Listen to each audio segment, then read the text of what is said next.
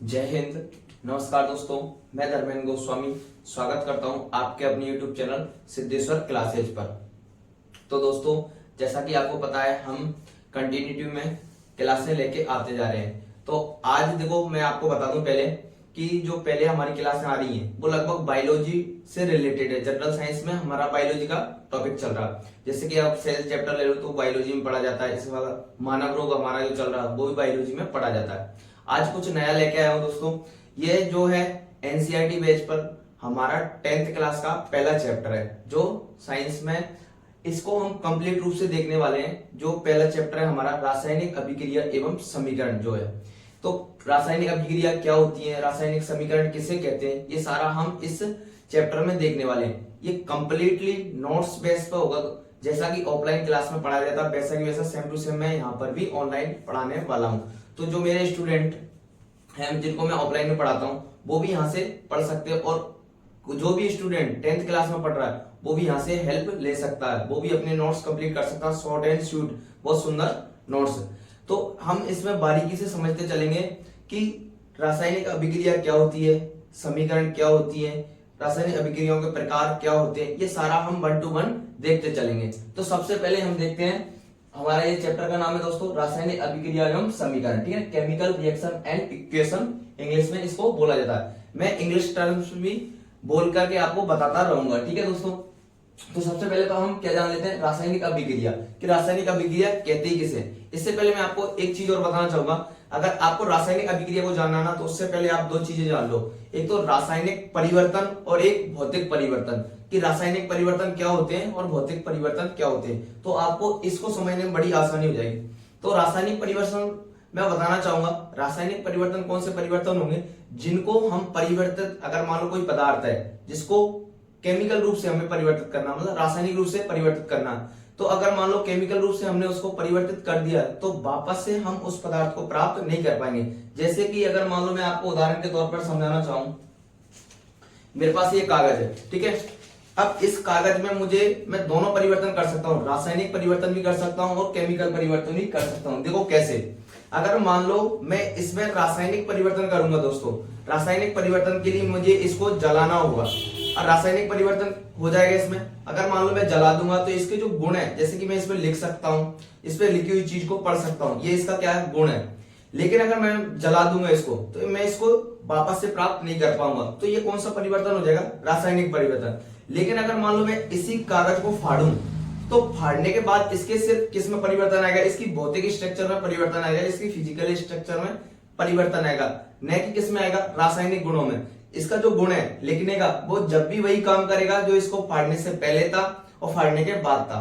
तो शायद क्लियर हो गया होगा रासायनिक परिवर्तन किसे कहते हैं और भौतिक परिवर्तन किसे कहते हैं। अगर मान लो मैं जला दूंगा तो इसको वापस से प्राप्त नहीं कर पाऊंगा, फाड़ने के बाद भी मैं इसको जोड़ सकता हूं कुछ ना कुछ करके, मतलब कि इसके जो गुण है इसमें कभी भी चेंज नहीं आएगा। तो ये तो हो जाएंगे भौतिक गुण, अगर इसको जला दूं तो ये हो जाएंगे रासायनिक गुण। तो इसी प्रकार से हम इस रासायनिक समीकरण को समझते हैं। देखो क्या होता है, रासायनिक समीकरण में जो केमिकल रिएक्शन होगी उसमें क्या होगा, देखो दो या दो से कोई अधिक पदार्थ होंगे। कितने, दो या दो से, ठीक है ना। कोई एक पदार्थ अकेला भी हो तो दो या दो से अधिक पदार्थ मिलकर के एक या एक से अधिक नए गुणधर्म वाले, कैसे, नए गुणधर्म, मतलब उसमें हमेशा चेंज आएगा ही आएगा, 100% लेके चलिए। दो या दो से अधिक पदार्थ मिलकर के एक या एक से अधिक नए गुणधर्म वाले पदार्थ का निर्माण करते हैं। ठीक है, मतलब कि कोई भी दो पदार्थ है वो मिलेंगे और मिलकर के कोई एक उत्पाद का निर्माण करेंगे जिसका जो गुण कैसे होंगे, नए गुणों के रूप में वो प्राप्त होगा। तो नए गुणधर्म वाले पदार्थ का निर्माण करते हैं और इसे ही हम क्या कहते हैं, रासायनिक अभिक्रिया या रासायनिक समीकरण कहा जाता है।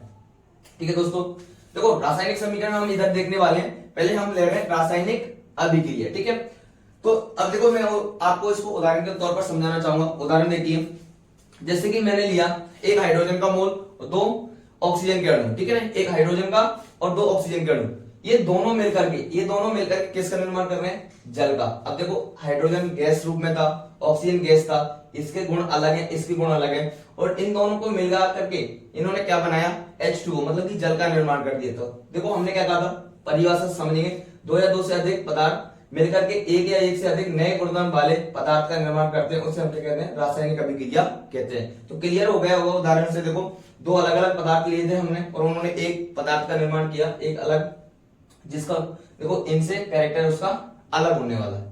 तो शायद ही आपको समझ में आ गया हो दोस्तों। देखो आगे कंटिन्यू करते हैं हम।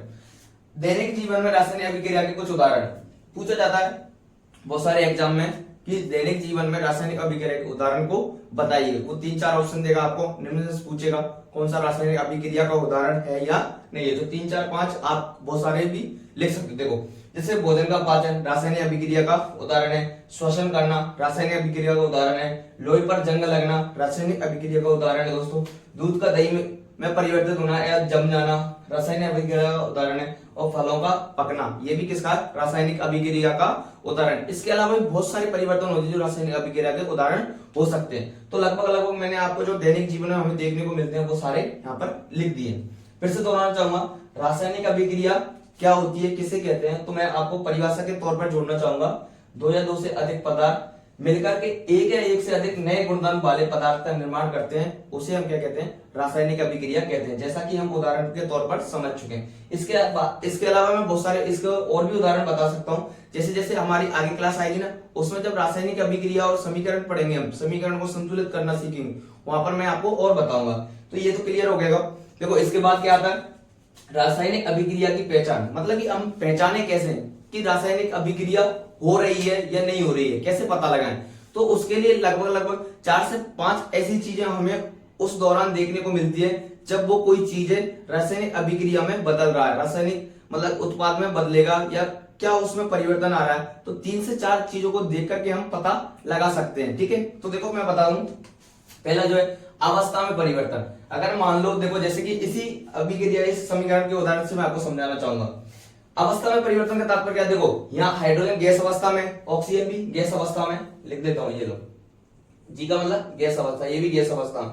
इन दोनों ने मिलकर के किसका निर्माण किया, जल का, जो कैसा लिक्विड अवस्था में। तो देखो रासायनिक अभिक्रिया हुई तो किसमें परिवर्तन आया, इसकी अवस्था में परिवर्तन आया। दूसरा देखो, दूसरा है रंग में परिवर्तन। आप किसी चीज को जलाओगे तो उसमें आपको परिवर्तन देखने को मिलेगा, या फिर जलाने पर या फिर उसके चेंज होने पर कोई ना कोई उसमें के रंग में भी परिवर्तन देखने को मिलता है। तो अब भी हम क्या समझेंगे कि रासायनिक अभिक्रिया हो रही है।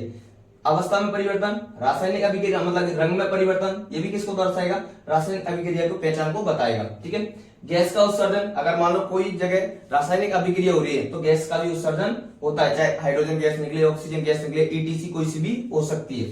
फिर तापमान में परिवर्तन, ये भी रासायनिक अभिक्रिया की पहचान का एक उदाहरण है। अगर मान लो कोई केमिकल चेंज हो रहा है तो उसके तापमान में भी परिवर्तन होता है। तो इन 4-5 पॉइंट के माध्यम से हम पता लगा सकते हैं कि रासायनिक अभिक्रिया हो रही है या नहीं हो रही है। पहचान का मतलब क्या है, हम पहचानेंगे कैसे कि रासायनिक अभिक्रिया हो रही है। ठीक है, अब इसके बाद देखो आ रहा कंटिन्यूटी, हम जैसे नोट्स मैं खुद लिखाता हूं उस हिसाब से मैं कंटिन्यू चल रहा हूं दोस्तों। ठीक है, देखो अभिकारक किसे कहते हैं, देखो हम सीक्वेंस में ही चलेंगे ताकि हमें पूरा धीरे धीरे जैसे आगे क्लास आएंगे ना आपको समझ में आता रहेगा। ठीक है, पहला अभिकारक, सब्सटेंस इसको इंग्लिश में बोला जाता है। तो ऐसे पदार्थ जो किसी रासायनिक अभिक्रिया में भाग लेते हैं इनको हम क्या कहते हैं, अभिकारक। मतलब कि कोई रासायनिक अभिक्रिया हो रही है तो उसमें जो भाग लेने वाले जो पदार्थ होंगे उनको हम क्या कहेंगे, अभिकारक कहते हैं दोस्तों। मतलब कि कोई अभिक्रिया हो रही है, जैसा कि मैं आपको उदाहरण पर बताता रहूंगा। ठीक है, ऐसे पदार्थ जो किसी रासायनिक अभिक्रिया में भाग लेते हैं उन्हें क्या कहते हैं, अभिकारक कारक। जैसे कि उदाहरण के तौर पर मैं बता दूं, कोई ये दो कौन है, अभिकारक है। ठीक है, जो एरो का चिन्ह है, ये एरो वाला, इसका जो टेल पार्ट है मतलब पूंछ वाला, इधर वाला पार्ट अभिकारक कहलाएगा दोस्तों, और जो हेड पार्ट होगा इधर वाला उत्पाद कहलाएगा। ये दोनों मिलकर के क्या बनाने, देखो इन दोनों को हमने क्या नाम दिया, अभिकारक, सब्सटेंस जिसे बोला जाता है। ठीक है, और जो एरो के निशान के उस तरफ है, ठीक है, मतलब कि इस तीर के निशान के उस तरफ है, इनको हम क्या बोलते हैं, उत्पाद बोलते हैं। क्या बोला जाता है, उत्पाद। मतलब कि ये दोनों अभिकारक मिलकर के किसी एक उत्पाद का निर्माण करते हैं। उत्पाद एक या एक से अधिक भी हो सकता है, लेकिन अभिकारक हमेशा 2 या 2 से अधिक ही होगा। ठीक है दोस्तों, फिर अगला आता है उत्पाद। तो जैसा कि हम इसमें मैं बता चुका हूं, ऐसे पदार्थ जिनका निर्माण रासायनिक अभिक्रिया के होता है। ठीक है, मतलब कि ऐसे पदार्थ जिनका निर्माण किससे होगा, रासायनिक अभिक्रिया से होगा, उनको क्या कहेंगे, हम उत्पाद कहते हैं। ये रहा, देखा, ये देखो, जैसे कि अगर मान लो मैं इसमें कहूं उदाहरण के तौर पर, ये हमने एबीसीडी करके लिया, इसको समझ लो आप। जैसे कि ये और ये दोनों क्या कहलाएंगे, इसके अभिकारक, और ये क्या कहलाएगा, जल इसका उत्पाद कहलाएगा। क्लियर हो गया होगा मुझे लगता है जहां तक। आगे देखो रासायनिक समीकरण, ठीक है। देखो हमारा जैसा कि चैप्टर का नाम है, पहले हम उसी के बेस को कंप्लीट कर रहे हैं, उसके बाद जैसे जैसे हम इस चैप्टर के डीप में जाते जाएंगे, ठीक है। देखो फिर हमारा रासायनिक समीकरण, मतलब रासायनिक समीकरण कैसे कहेंगे, पहले हमने किसको जाना, रासायनिक अभिक्रिया को, अब किसको जान रहे हैं हम, रासायनिक समीकरण को। तो देखो किसी भी रासायनिक अभिक्रिया को प्रतीकों, सिंबल, प्रतीक मतलब सिंबल एवं सूत्रों, ठीक है, की सहायता से लिखना क्या कहलाएगा, रासायनिक समीकरण कहलाता है या कहलाती है, ठीक है। मतलब किसी भी रासायनिक अभिक्रिया को प्रतीकों या फिर सूत्रों की सहायता से लिखना ही क्या कहलाएगा, रासायनिक समीकरण कहलाता है। जैसा कि हमने यहाँ पर लिख रखा है, ये देखो, ठीक है। उदाहरण के तौर पर ये मैंने दूसरा उदाहरण लिया, यहाँ पर देखो मैग्नीशियम धातु की ऑक्सीजन से क्रिया कराई जाती है। अगर मान लो हम मैग्नीशियम की क्रिया किससे कराते हैं, ऑक्सीजन से कराई जाती है, तो क्या बनता, मैग्नीशियम ऑक्साइड बनता है। अब ये तो मैंने थ्योरेटिकल रूप में लिखा, अब इसको समीकरण के रूप में कैसे लिखूंगा, तो समीकरण के रूप में लिखने के दो तरीके, या तो इसको मैं शब्द समीकरण के रूप में लिखूंगा या फिर रासायनिक समीकरण के रूप में, ठीक है। लिखा क्या है हमने, देखो मैग्नीशियम धातु की क्रिया किससे कराने हैं, ऑक्सीजन से कराई जाती है, तो मैग्नीशियम ऑक्साइड बनता। ये तो हमने थ्योरेटिकल रूप में लिख लिया। अब इसको देखो हम शब्द समीकरण कैसे लिखें, ठीक है। हमने क्या क्या लिया था, देखो मैग्नीशियम लिया तो मैग्नीशियम लिख दिया, इसकी अभिक्रिया किसके साथ कराई, ऑक्सीजन की, ठीक है। हम इनके बीच में प्लस का चिन्ह लगाते हैं। जैसे हमारी जो आगे की क्लास आएगी ना, उसमें हम क्या देखेंगे, रासायनिक अभिक्रिया लिखने के या रासायनिक समीकरण लिखने के नियम क्या, स्टेप बाय स्टेप चलते रहेंगे। फिर रासायनिक समीकरण को संतुलित करना होता है, वो भी हमें बिल्कुल सिंपल भाषा में सिखाने वाला हूं, बड़े आराम से, ठीक है। तो पहले तो हमने क्या लिखा, शब्द समीकरण, तो मैग्नीशियम लिया तो मैग्नीशियम को लिख दिया, प्लस का चिन्ह लगाते हैं हमेशा, दो भी जितने भी अभिकारक होते हैं उनके बीच में हम किसका चिन्ह लगाते हैं, प्लस का, ये लगा दिया। तो मैग्नीशियम, इसकी अभिक्रिया कराई हमने ऑक्सीजन के साथ, और जो उत्पाद बनता है उसको हमेशा एरो के निशान के उस तरफ लिखा जाता, तो उत्पाद के रूप में क्या बना हमारा, मैग्नीशियम ऑक्साइड, ठीक है। तो ये तो क्या होगी दोस्तों, शब्द समीकरण। अब इसी को हम रासायनिक समीकरण के रूप में लिखेंगे, तो हमने क्या कहा, प्रतीकों के रूप में, ठीक है। तो मैग्नीशियम का प्रतीक क्या होता है, Mg, ऑक्सीजन क्या होता है, O, ठीक है। और क्या बन जाएगा फाइनली, MgO, इसका क्या नाम हो जाएगा, मैग्नीशियम ऑक्साइड। क्या हो जाएगा दोस्तों, मैग्नीशियम ऑक्साइड, जैसा कि ऊपर भी लिखा हुआ है ऑक्साइड। अब मैं आपको एक चीज यही दोहराना चाहूंगा, क्या एक रासायनिक समीकरण जो लिखी हुई है वो संतुलित है क्या, संतुलित का मतलब क्या होता है, जितने क्रियाकारक या अभिकारक इधर हैं उतने ही उधर होने चाहिए, जितना मतलब कि अभिकारक के रूप में हमने जो लिया है उतने की उतने उत्पाद के रूप में वो चेंज हुए क्या नहीं हुए। सपोज दैट, मतलब कि मैं आपको एक कहानी से समझाना चाहूंगा कि अगर मान लो मेरे इस हाथ में कोई एक 5 किलो का वजन है, ठीक है, तो ये हाथ फ्री है हमारा, तो मतलब इधर तो वजन लगेगा और इधर क्या रहेगा, ये खाली खाली। तो मैं दूसरे भी इसी हाथ में भी अगर 5 किलो का कोई वजन उठा लेता हूं तो दोनों पर क्या हो जाएगा, संतुलन हो जाए। इसी प्रकार यहाँ भी मतलब हम कैसे देखते हैं, जितने इधर होगा उधर ही उतना इधर ही होना चाहिए, ठीक है। तो मैं आपको देखो, अगर मैं समझाना चाहूंगा बिल्कुल सिंपल भाषा में, देखो इधर मैग्नीशियम कितना है, ऐसे करके मैं हिट एंड ट्रायल विधि से इसको समझाना चाहूंगा। देखो मैग्नीशियम कितना, 1, ऑक्सीजन कितना है, 2, ठीक है। अब इधर देखो, इधर इसको हम इधर लिख लेंगे, देखो यहाँ पे देखो मैग्नीशियम कितना, 1, और ऑक्सीजन कितना, 1। अब देखो मैग्नीशियम तो 1 है, लेकिन चेंज कहां आ रहा है, ऑक्सीजन में। देखो ऑक्सीजन इधर कितना, 2, और इधर कितना, 1। तो अब मतलब कि इस ऑक्सीजन को 2 बनाने के लिए मैं इसको 2 से इंटू कर दूं, 2 से मल्टीप्लाई कर सकता हूं, तो ऑक्सीजन कितना हो जाएगा, 2। लेकिन मैं कभी भी जब हम इसको संतुलित करते हैं तो ऐसे कभी भी नहीं लगाएंगे, ये गलत होता है, ठीक है। लगेगा तो एक साथ ही लगेगा, इसके आगे लगेगा, तो मैंने 2 का लगाया है यहाँ पर, ठीक है। लेकिन अब ये 2 का लगाती, ये 2 का मैग्नीशियम के ऊपर भी हो गया और ऑक्सीजन के ऊपर भी हो गया, तो अब मैग्नीशियम में कितने हो गए, 2, और ऑक्सीजन में कितना हो गया, 2। अब देखो फिर इधर चक्कर पड़ गया, मैग्नीशियम इधर 2 हो गए, इधर 1 ही रह गया, तो यहां भी मैं 2 का लगा देता हूं, ये लो 2, इसको 2 से इंटू करके लिख देता हूं मैं 2। अब इसको मतलब कि सत्यता की जांच के लिए आप क्या, इनको प्लस करके देख लिया करो, 2 और 2 4। अगर इधर भी 4 आ रहे हैं उस तरफ भी, तो ये क्या हो जाएगी, हमारी रासायनिक अभिक्रिया संतुलित हो जाएगी। मैग्नीशियम इधर भी 2 और ऑक्सीजन इधर भी 2, टोटल कितना आ रहा, 4। अर्थात हमारी जो रासायनिक समीकरण है वो संतुलित है। मैं अभी जो अगली क्लास आएगी हमारी, ठीक है, अगली स्लाइड में आपको मैं इसको ही कंटिन्यू करने वाला हूं, रासायनिक समीकरण को लिखते कैसे, इसके चरण क्या होते हैं, ये हम अगले स्लाइड में कंप्लीट करने वाले हैं। जैसा कि थोड़ी बहुत इसमें भी समझ में आएगा, चरणबद्ध तरीके से मैं आगे वाले स्लाइड में तक हम देख चुके थे। अब इसमें हम देखेंगे रासायनिक समीकरण लिखने के क्या नियम होते हैं, उनको लिखा कैसे जाता है, तो हम वो देखने वाले हैं। और फिर इसके जस्ट बाद क्या लिखेंगे, रासायनिक अभिक्रिया या समीकरण को हम संतुलित करना सीखेंगे। पहले तो हम इसको रासायनिक समीकरण को लिखते कैसे हैं, उसके क्या नियम है, उनको हमें फॉलो करना होता है। जैसा कि थ्योरेटिकल एग्जाम होता है, देखो 10th लेवल का ले रहा हूं मैं, 10th का ही ये चैप्टर है, उसको हम लेकर के चल रहे हैं। तो उसमें थ्योरी में डायरेक्टली क्वेश्चन आएगा रासायनिक समीकरण लिखने के नियम क्या है, तो वहां लिखना ही होगा, ना कि हमें समझाना है कि बता के आना है कि करके आना, ठीक है। वहां हमें लिख के आना होता है, इसलिए ये थ्योरी आपको याद रखनी पड़ेगी। जैसा कि अगर मान लो मैं जो हमारे कंपटीशन एग्जाम होते हैं उनमें ऑब्जेक्टिव आता है डायरेक्टली क्वेश्चन, थ्योरेटिकल तो आता नहीं है, तो वहां हमें सिर्फ आंसर आना चाहिए, उससे हमें मतलब नहीं है कैसे आप करके आ रहे हो डायरेक्ट। लेकिन यहाँ जब थ्योरी वाला एग्जाम होगा उसमें डायरेक्टली क्योंकि हमें लिख के आना है, तो इसलिए वो हमें सारा याद होना चाहिए, ठीक है। तो रासायनिक समीकरण लिखने के नियम, ठीक है। तो नियम नंबर 1, जो नियम नंबर 1 है वो क्या कहता है, देखो जब भी हम अभिक्रिया लिखेंगे तो अभिक्रिया में भाग लेने वाले अभिकारकों के मध्य हम किसका साइन लगाते हैं, प्लस का साइन लगाते हैं। मैं आपको मतलब कि समझाता भी चलूंगा, ठीक है, स्टेप बाय स्टेप। अभिक्रिया में भाग लेने वाले अभिकारकों के मध्य हम किसका साइन लगाते हैं, प्लस का साइन लगाते हैं, प्लस का चिन्ह लगाते हैं, ठीक है। लगाकर समीकरण लिखते समय उसको किस तरफ लिखा जाता है, हमें LHS, LHS का मतलब लेफ्ट हैंड साइड, ठीक है। कहने का मतलब कि उल्टे हाथ की तरफ, दाएं हाथ की तरफ। तो ये याद रखना LHS मतलब कि इस तरफ, ठीक है, इस तीर के निशान के इस तरफ, ये इसको हम क्या बोलेंगे LHS, ठीक है ना, लेफ्ट हैंड साइड, ठीक है। और ये वाला कौन सा हो जाएगा, राइट हैंड साइड, ये वाला, ठीक है।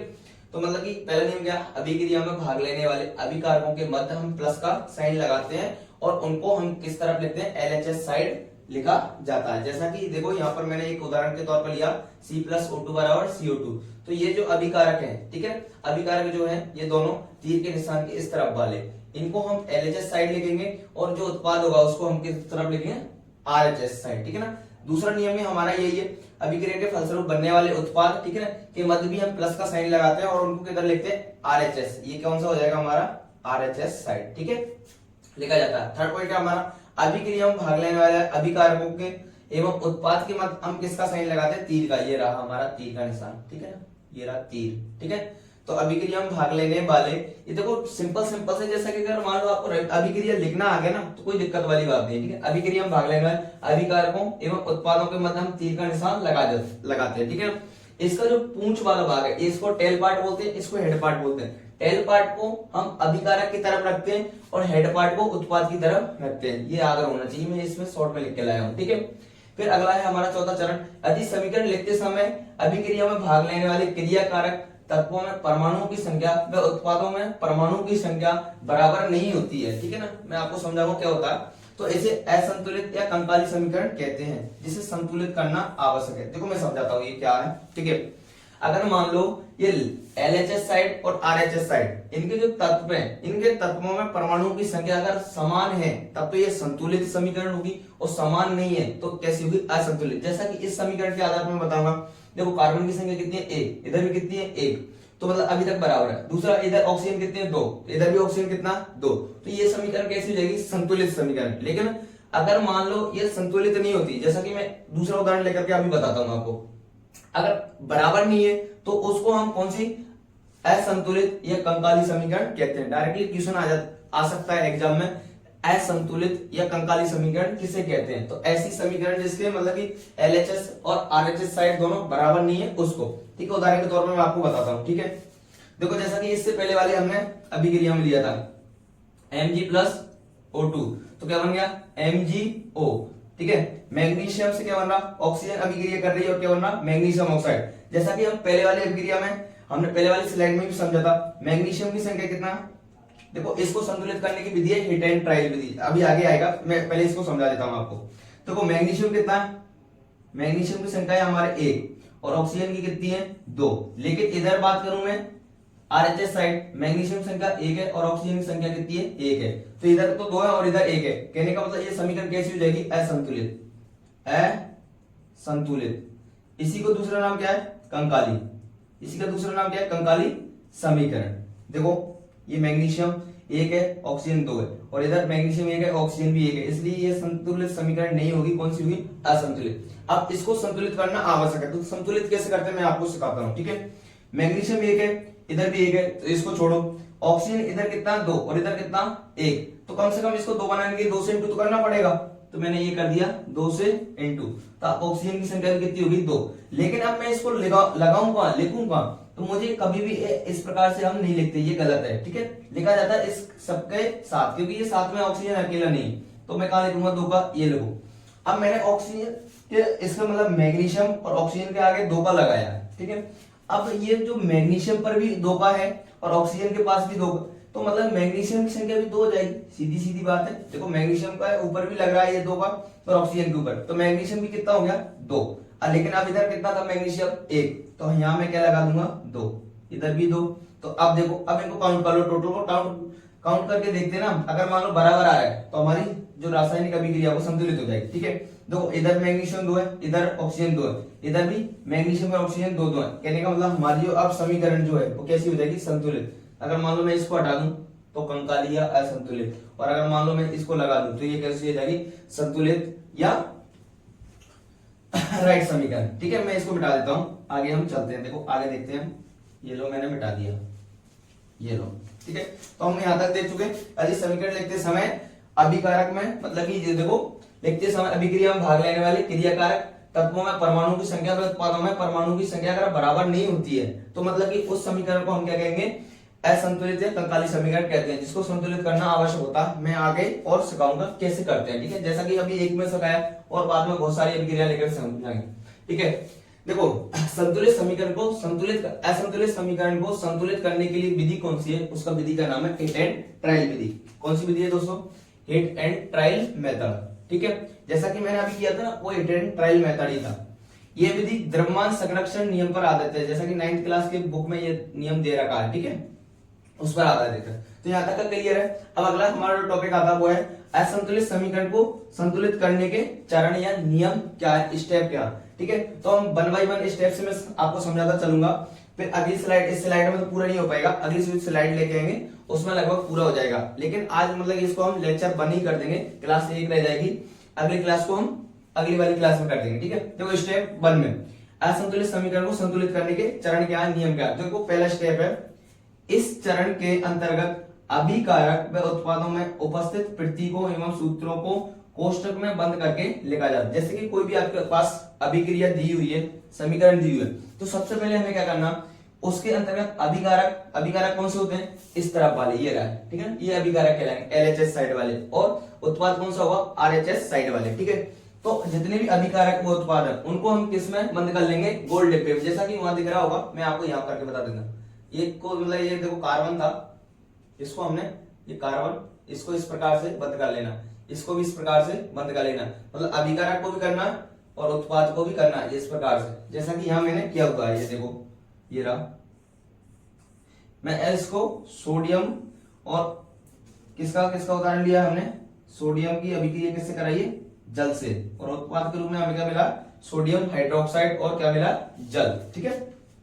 तो देखो अगले स्टेप में क्या होता है, इस चरण के अंतर्गत अभिकारकों एवं उत्पादों में उपस्थित परमाणु की संख्या की सूची बनाई जाती है। मतलब एक सूची बनाकर एक खाका तैयार करते हैं और उसमें हम देखते हैं। देखो मैं आपको बता देता हूँ, इस पूरी अभिक्रिया में 3 ही तत्व है, एक तो सोडियम है, एक हाइड्रोजन है और एक ऑक्सीजन है। देख लो आप, चौथा कोई आपको मिल जाए तो मैंने उसका सारा डाटा तैयार कर लिया। अब जैसा कि अभिकारक में उपस्थित तत्वों में परमाणु की संख्या, मतलब LHS साइड कितने हैं और RHS साइड कितने हैं, टोटल हमें अभी सिर्फ इतना सा लिखना, संतुलित नहीं करना। देखो LHS साइड मैंने सारे के सारे यहाँ पर लिखे हैं, तत्व 3 ही है, सोडियम है, ऑक्सीजन है और हाइड्रोजन है। देख लो चौथा कोई भी नहीं मिलेगा आपको, ठीक है।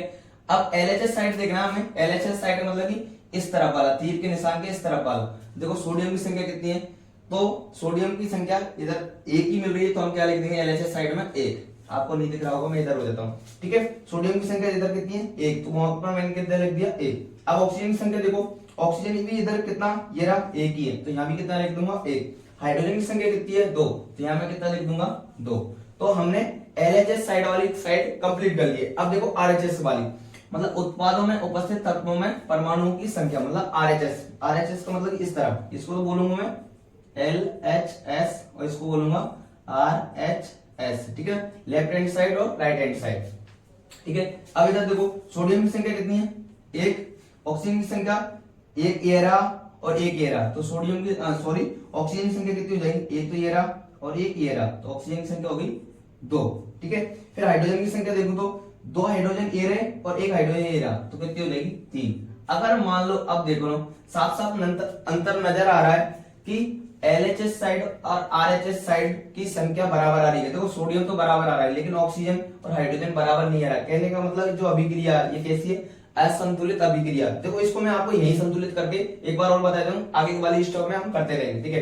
देखो सोडियम कितना 1, इधर कितना 1, ये संतुलित है, लेकिन हाइड्रोजन कितना 2 और इधर कितना 3, तो कम से कम इसको मतलब इधर मैं कितने लिखूं ताकि देखो 3 एक साथ आएगा नहीं, मैं 1 तो लिख नहीं सकता कहीं भी, 1 से कोई भी अंतर नहीं आने वाला। तो देखो मैं कितना लिखता हूं यहाँ पर, एटेन ट्रायल विधि से हम करके देखते हैं, करके देखने पर ऑटोमेटिक पता लग जाता है हमें, ठीक है। देखो मैं इसको मिटा देता हूं, मैं आपको करके बताता हूं कि कैसे इसको संतुलित किया जाता है LHS साइड को और RHS को, ठीक है। देखो सोडियम कितना 1, इधर भी कितना 1, सोडियम से अभी हम नहीं बोलेंगे, अभी हमें देखना है हाइड्रोजन को। अब हाइड्रोजन इधर कितना है 2 ये और इधर 3 है, यहाँ अगर मान लो मैं 2 लिखता हूं तो हाइड्रोजन कितना हो जाता है 2 और 2 4, लेकिन इधर कितना है हाइड्रोजन अभी 3 है, लेकिन मैं यहाँ 2 और लिख दूं तो सोडियम भी 2 हो गया, तो इधर भी मुझे 2 लिखना पड़ेगा, सोडियम 2 हाइड्रोजन 4 और ऑक्सीजन कितना हो जाएगा 2 ये रहा और 1 ये रहा, तो 3 हो गया इधर। और अभी कितना है यहाँ पर ऑक्सीजन 2 ही है। तो अब आगे मैं बता दूं आपको, देखो यहाँ पर 2 2 हो गए, तो अगर मान लो मैं यहाँ पर 2 लिखता हूं तो हाइड्रोजन कितना हो जाएगा 2 और 2 4 और 2 ये रहा, तो कितना हो जाएगा 6। और अगर मान लो मैं यहाँ 3 लिख दूं, ये 3, तो हाइड्रोजन भी कितना हो गया 6। देखो 3 दूनी 6, इधर कितना हो गया 2 ये रहा और 4 ये रहा, तो इधर भी हाइड्रोजन 6 और इधर भी हाइड्रोजन 6, सोडियम इधर भी 2, सोडियम इधर भी 2 और ऑक्सीजन जो है इधर भी 3 और इधर भी एक ऑक्सीजन ये रहा और एक ये रहा, मतलब कि ये अभिक्रिया अब हमारी क्या संतुलित है। ये देखो थोड़ा जैसे जैसे हम प्रैक्टिस करते जाएंगे ऑटोमेटिक सीखते जाएंगे, जैसा कि मैंने आपको बताया आप भी सीख जाओगे, कोई दिक्कत वाली बात नहीं। अब अगली स्टेप हम अगली स्लाइड में अगली क्लास में कंटिन्यू करेंगे। जब तक के लिए मैं आपको फिर से दोहराना चाहूंगा, आज से हम जो क्लासें लेके आ रहे हैं वो 10th लेवल का हमारा जो पहला चैप्टर है, मतलब कि हम 10th का NCERT पूरा पढ़ने वाला है, पहले चैप्टर से लेकर के लास्ट तक। तो आपसे मैं यही कहूंगा कि ज्यादा से ज्यादा मतलब कि जुड़े और इसका लाभ उठाएं। और आपको से एक बात कहना चाहूंगा दोस्तों, अगर मान लो हमारी मेहनत आपको पसंद आ रही है, देखो मैं अकेला हूँ, रात में मैं पर डे रात को ही वीडियो शूट करता हूँ, लगभग 2 से 3 मुझे आराम से बच जाती है। तो आपसे यही कहूंगा अगर मान लो मेहनत थोड़ी बहुत भी लगे आपको, अगर लगता है तो चैनल को जरूर सब्सक्राइब करें। इसी के साथ मैं आज की क्लास को समाप्त करना चाहूंगा। जय हिंद, जय भारत।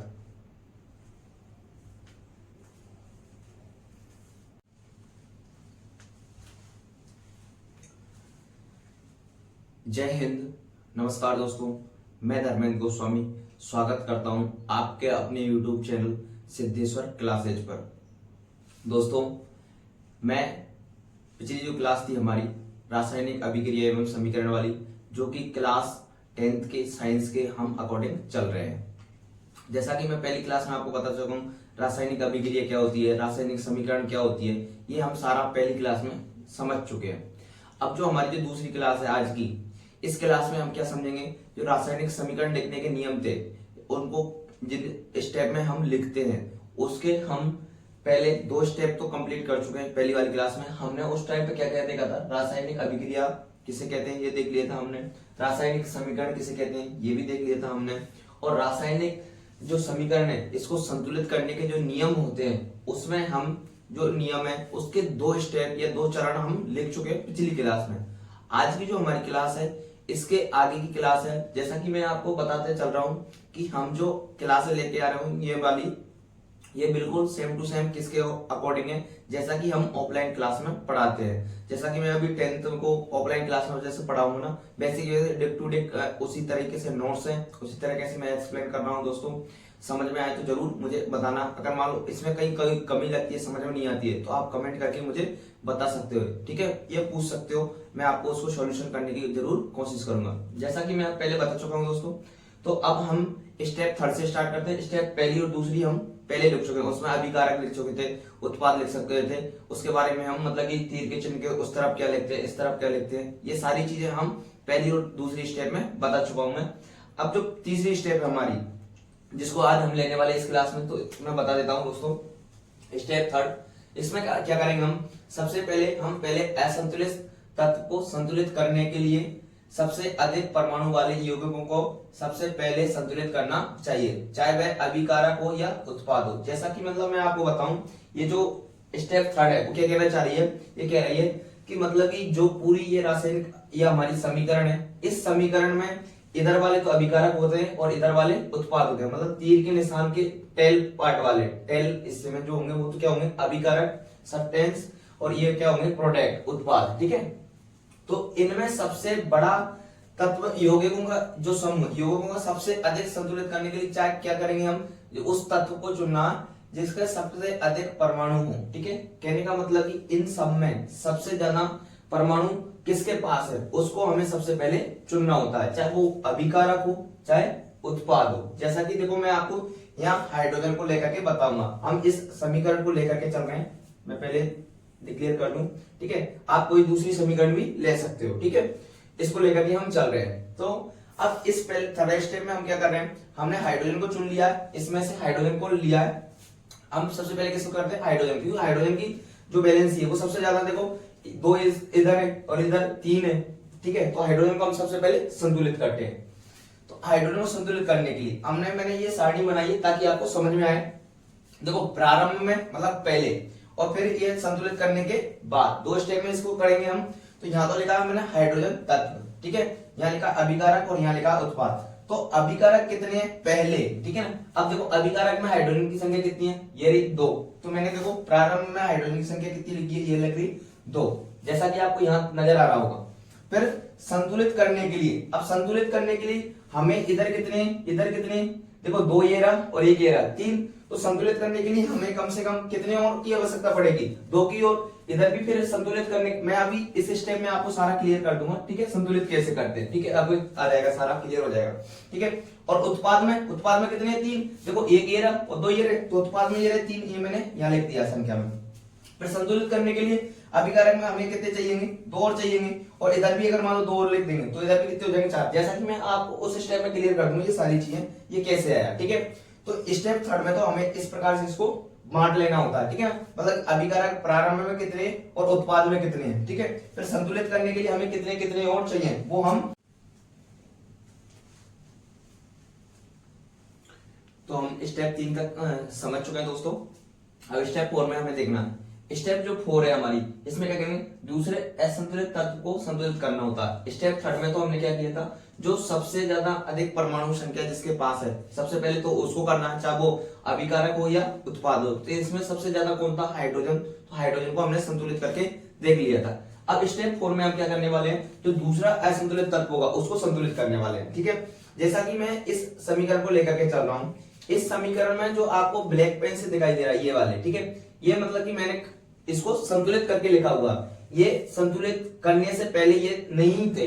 ठीक है, तो मैं आपको बताता हूं ये किया कैसे मैंने। ठीक है, तो दूसरे असंतुलित तत्व को संतुलित करने के लिए, अब दूसरा कौन सा हमारे पास, सोडियम है। जो सोडियम तत्व है इसको हमने ले लिया, इस प्रकार से हमने सारणी बना ली है।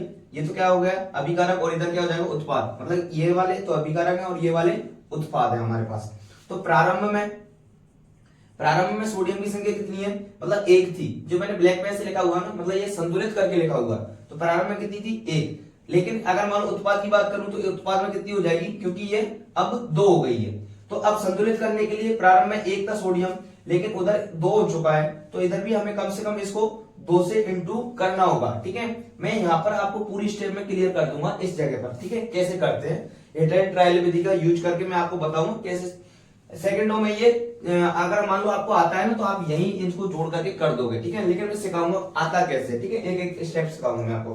तो यहाँ पर संतुलित करने के लिए हमने 2 लिख दिया और इधर भी 2, तो मतलब कि हमारा दूसरा तत्व भी क्या हो गया, संतुलित हो गया। और ऑक्सीजन ऑलरेडी संतुलित था या नहीं था वो हम इस अगली वाले स्टेप में देख लेंगे। हमें वन बाई वन सारे देखने होते हैं, सोडियम को देखना है, हाइड्रोजन को देखना है, ऑक्सीजन को देखना है। अगर मान लो ये सारे संतुलित है तो संतुलित हो जाएंगे। अगर मान लो जिधर इतनी संख्या इधर है, सोडियम की इधर एक है, अगर मान लो इधर भी एक है तो वो संतुलित हो जाएगा। हाइड्रोजन की जितनी इधर है जितनी इधर हो जाएगी तो वो भी संतुलित हो जाएगा। तो स्टेप 5 में हम क्या देखते हैं, पुनः संतुलित समीकरण को लिखते हैं। ठीक है, मतलब कि ये दोनों सब करने के बाद पुनः हम किसको लिखेंगे, संतुलित समीकरण को। देखो ये हमारी असंतुलित समीकरण जो यहाँ मैंने संतुलित करके लिखी हुई है, अब इसको पुनः संतुलित करके कैसे लिखते हैं मैं आपको बताता हूँ। ठीक है, करना क्या होता है, हिट एंड ट्रायल मेथड से इसको हम सॉल्व करते हैं। कैसे करते हैं देखो मैं बताऊं, आप देखते चलना।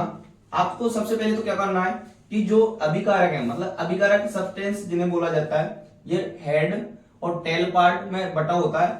हेड पार्ट जो होगा मतलब ये वाला, ठीक है, जिस दर इस तीर के निशान का क्या होता है, सिर होता है। ठीक है, इसको तो हम क्या बोलेंगे, उत्पाद, और जो टेल पार्ट होगा इधर वाला, ठीक है, इनको बोलेंगे हम अभिकारक। ठीक है, अब जितने अभिकारक हैं और उतनी ही उत्पादन की संख्या अगर मान लो बराबर आ रही है तब तो हमारी जो समीकरण है वो संतुलित है, अन्यथा नहीं है। तो हम सबसे पहले तो क्या कर लेते हैं, जितने तत्व हैं उनको हम लिख लेते हैं। तो सोडियम की संख्या कितनी है, इधर सोडियम की है हमारे पास 1, हाइड्रोजन की कितनी है, हाइड्रोजन की हमारे पास 2, ये रहा, और ऑक्सीजन की कितनी है 1। इस प्रकार इधर से भी हम लिख लेंगे, सोडियम की संख्या कितनी है अभी 1, ऑक्सीजन की कितनी है 1, हाइड्रोजन को हम 2 बार लिखेंगे। ठीक है ना, 1 ये रहा और ये 2 इधर रहे। ठीक है, 2 बार लिख लिया हमने ताकि आपको संतुलित करने में जब आसानी हो। देखो कैसे करते हैं, सबसे पहले हमें उस तत्व को देखना होता है जिसकी संख्या मतलब कि जिधर भी ज्यादा है। ठीक है, देखो सोडियम भी इधर 1 है, इधर भी 1 है, तो इससे अभी नहीं बोलना हमें। हाइड्रोजन इधर 2 है, लेकिन हाइड्रोजन 1 और 2 इधर है,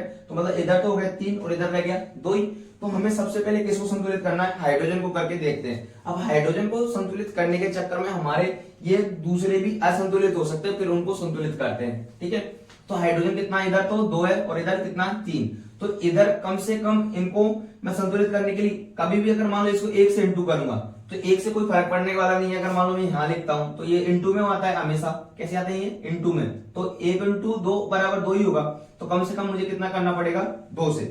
मैं ब्लैक पेन ले लेता हूं, देखो तो मैंने इसको 2 से इंटू कर दिया। अब 2 से इंटू करते ही ये कितना, हाइड्रोजन की संख्या कितनी होगी 4, लेकिन अब इधर हाइड्रोजन की संख्या कितनी रहेगी 3 ही रहेगी, तो इधर भी मुझे कम से कम 4 करने हैं। तो 4 करने के लिए मैं करूंगा या तो मैं 2 का यहां लगाऊं तो 4 हो, ठीक है ना, तो 2 दूनी 4, लेकिन एक ये रहा तो 5 हो जाएंगे ये तो मैं यहां नहीं लगाऊंगा। ठीक है, अब मैं कहां लगाऊं, यहां भी नहीं लगा सकता क्योंकि ये भी नियम के अकॉर्डिंग गलत है। ठीक है, लगेगा तो कहां लगेगा, पूरे जो उत्पाद है जो यौगिक है उसके आगे लगता है, तो मैं यहां लगा के देखता हूं। ठीक है, इस जगह पे मैंने 2 लगा दिया।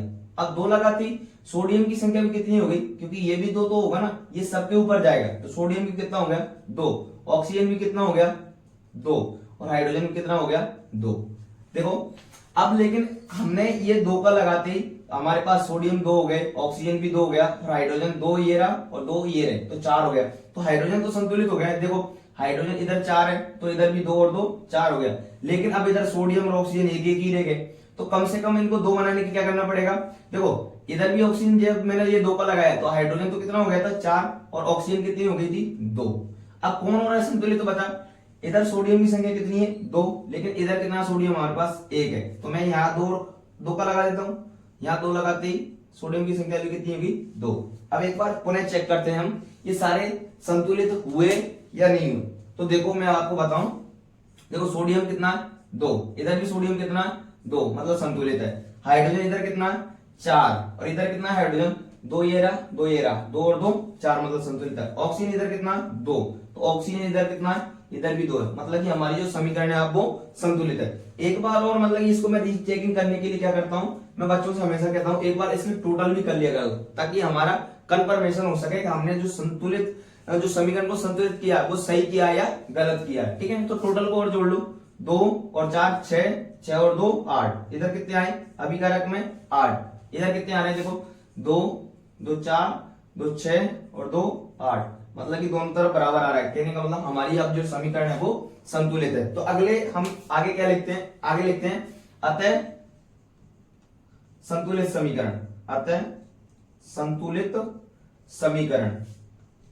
देखो हमें एग्जाम में ये चीज नहीं लिखनी होती, ये जो मैंने करके बताया ना, ये इससे एग्जामिनर को कोई मतलब नहीं है। अगर मान लो आपने इसको यही संतुलित कर दिया तो कोई दिक्कत नहीं है, ये अगर मान लो देखो आपकी जैसे प्रैक्टिस बढ़ती जाती है ना, ऑटोमेटिक यहाँ देख करके पता लग जाता है हमें कहां पर कितने लिखना है। ठीक है, देखो अब इसको हम संतुलित समीकरण को लिख देते हैं। तो संतुलित समीकरण हमारी फाइनली क्या हो जाएगी, सोडियम कितना है, ये 2 आगे लगाया होगा हमने, फिर 2H2O, और इधर ये उत्पाद कितना हो गया बच्चों, NaOH, और यहाँ प्लस का चिन्ह है, हाइड्रोजन जो कि ऑक्सीजन गैस के रूप में निकल चुका। तो अब ये फाइनली हमारी क्या हो गई, अतः संतुलित समीकरण ये हमारी प्राप्त हो जाती है। अब इसके जो अगली स्टेप है वो हमें अगली स्लाइड में, स्टेप जो 6 है वो अगली स्लाइड में शुरू करूंगा। यहाँ तक आपको मुझे उम्मीद है कि समझ में आ गया हो। इसके बाद भी मैं कम से कम आपको जो समीकरण है इसकी कम से कम 8 से 10 समीकरण यही सॉल्व करके सिखाऊंगा, ताकि आपको भी कंफर्म आ सके। ठीक है, तो अब इसको मैं अगली स्टेप 6 को अगली स्लाइड में शुरू करता हूं। ठीक है दोस्तों,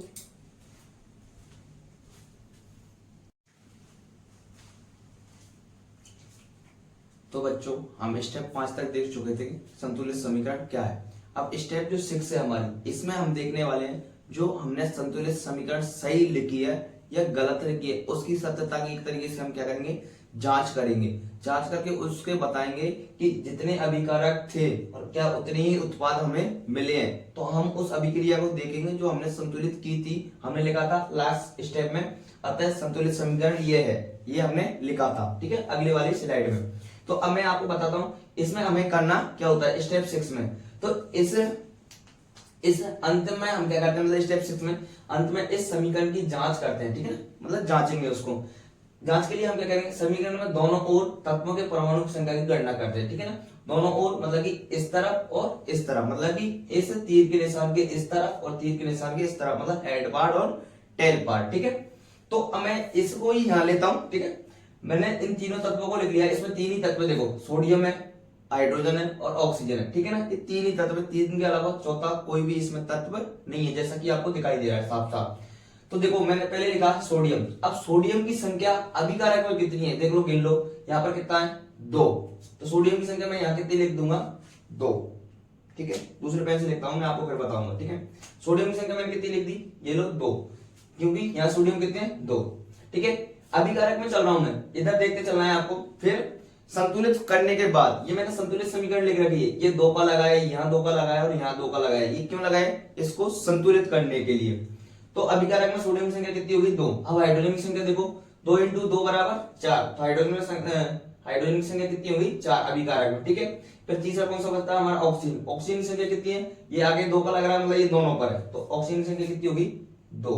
ये तो कौन सी बात हुई हमारी, अभिकारक वाली। अब इधर आ जाओ उत्पाद पर।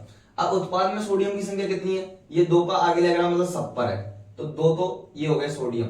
ठीक है, इसके बाद क्या है, हाइड्रोजन। हाइड्रोजन की संख्या कितनी है, ये 2 का आगे है, तो मतलब इस पर भी है, और यहाँ 2 ये रहे, तो 2 और 2 4।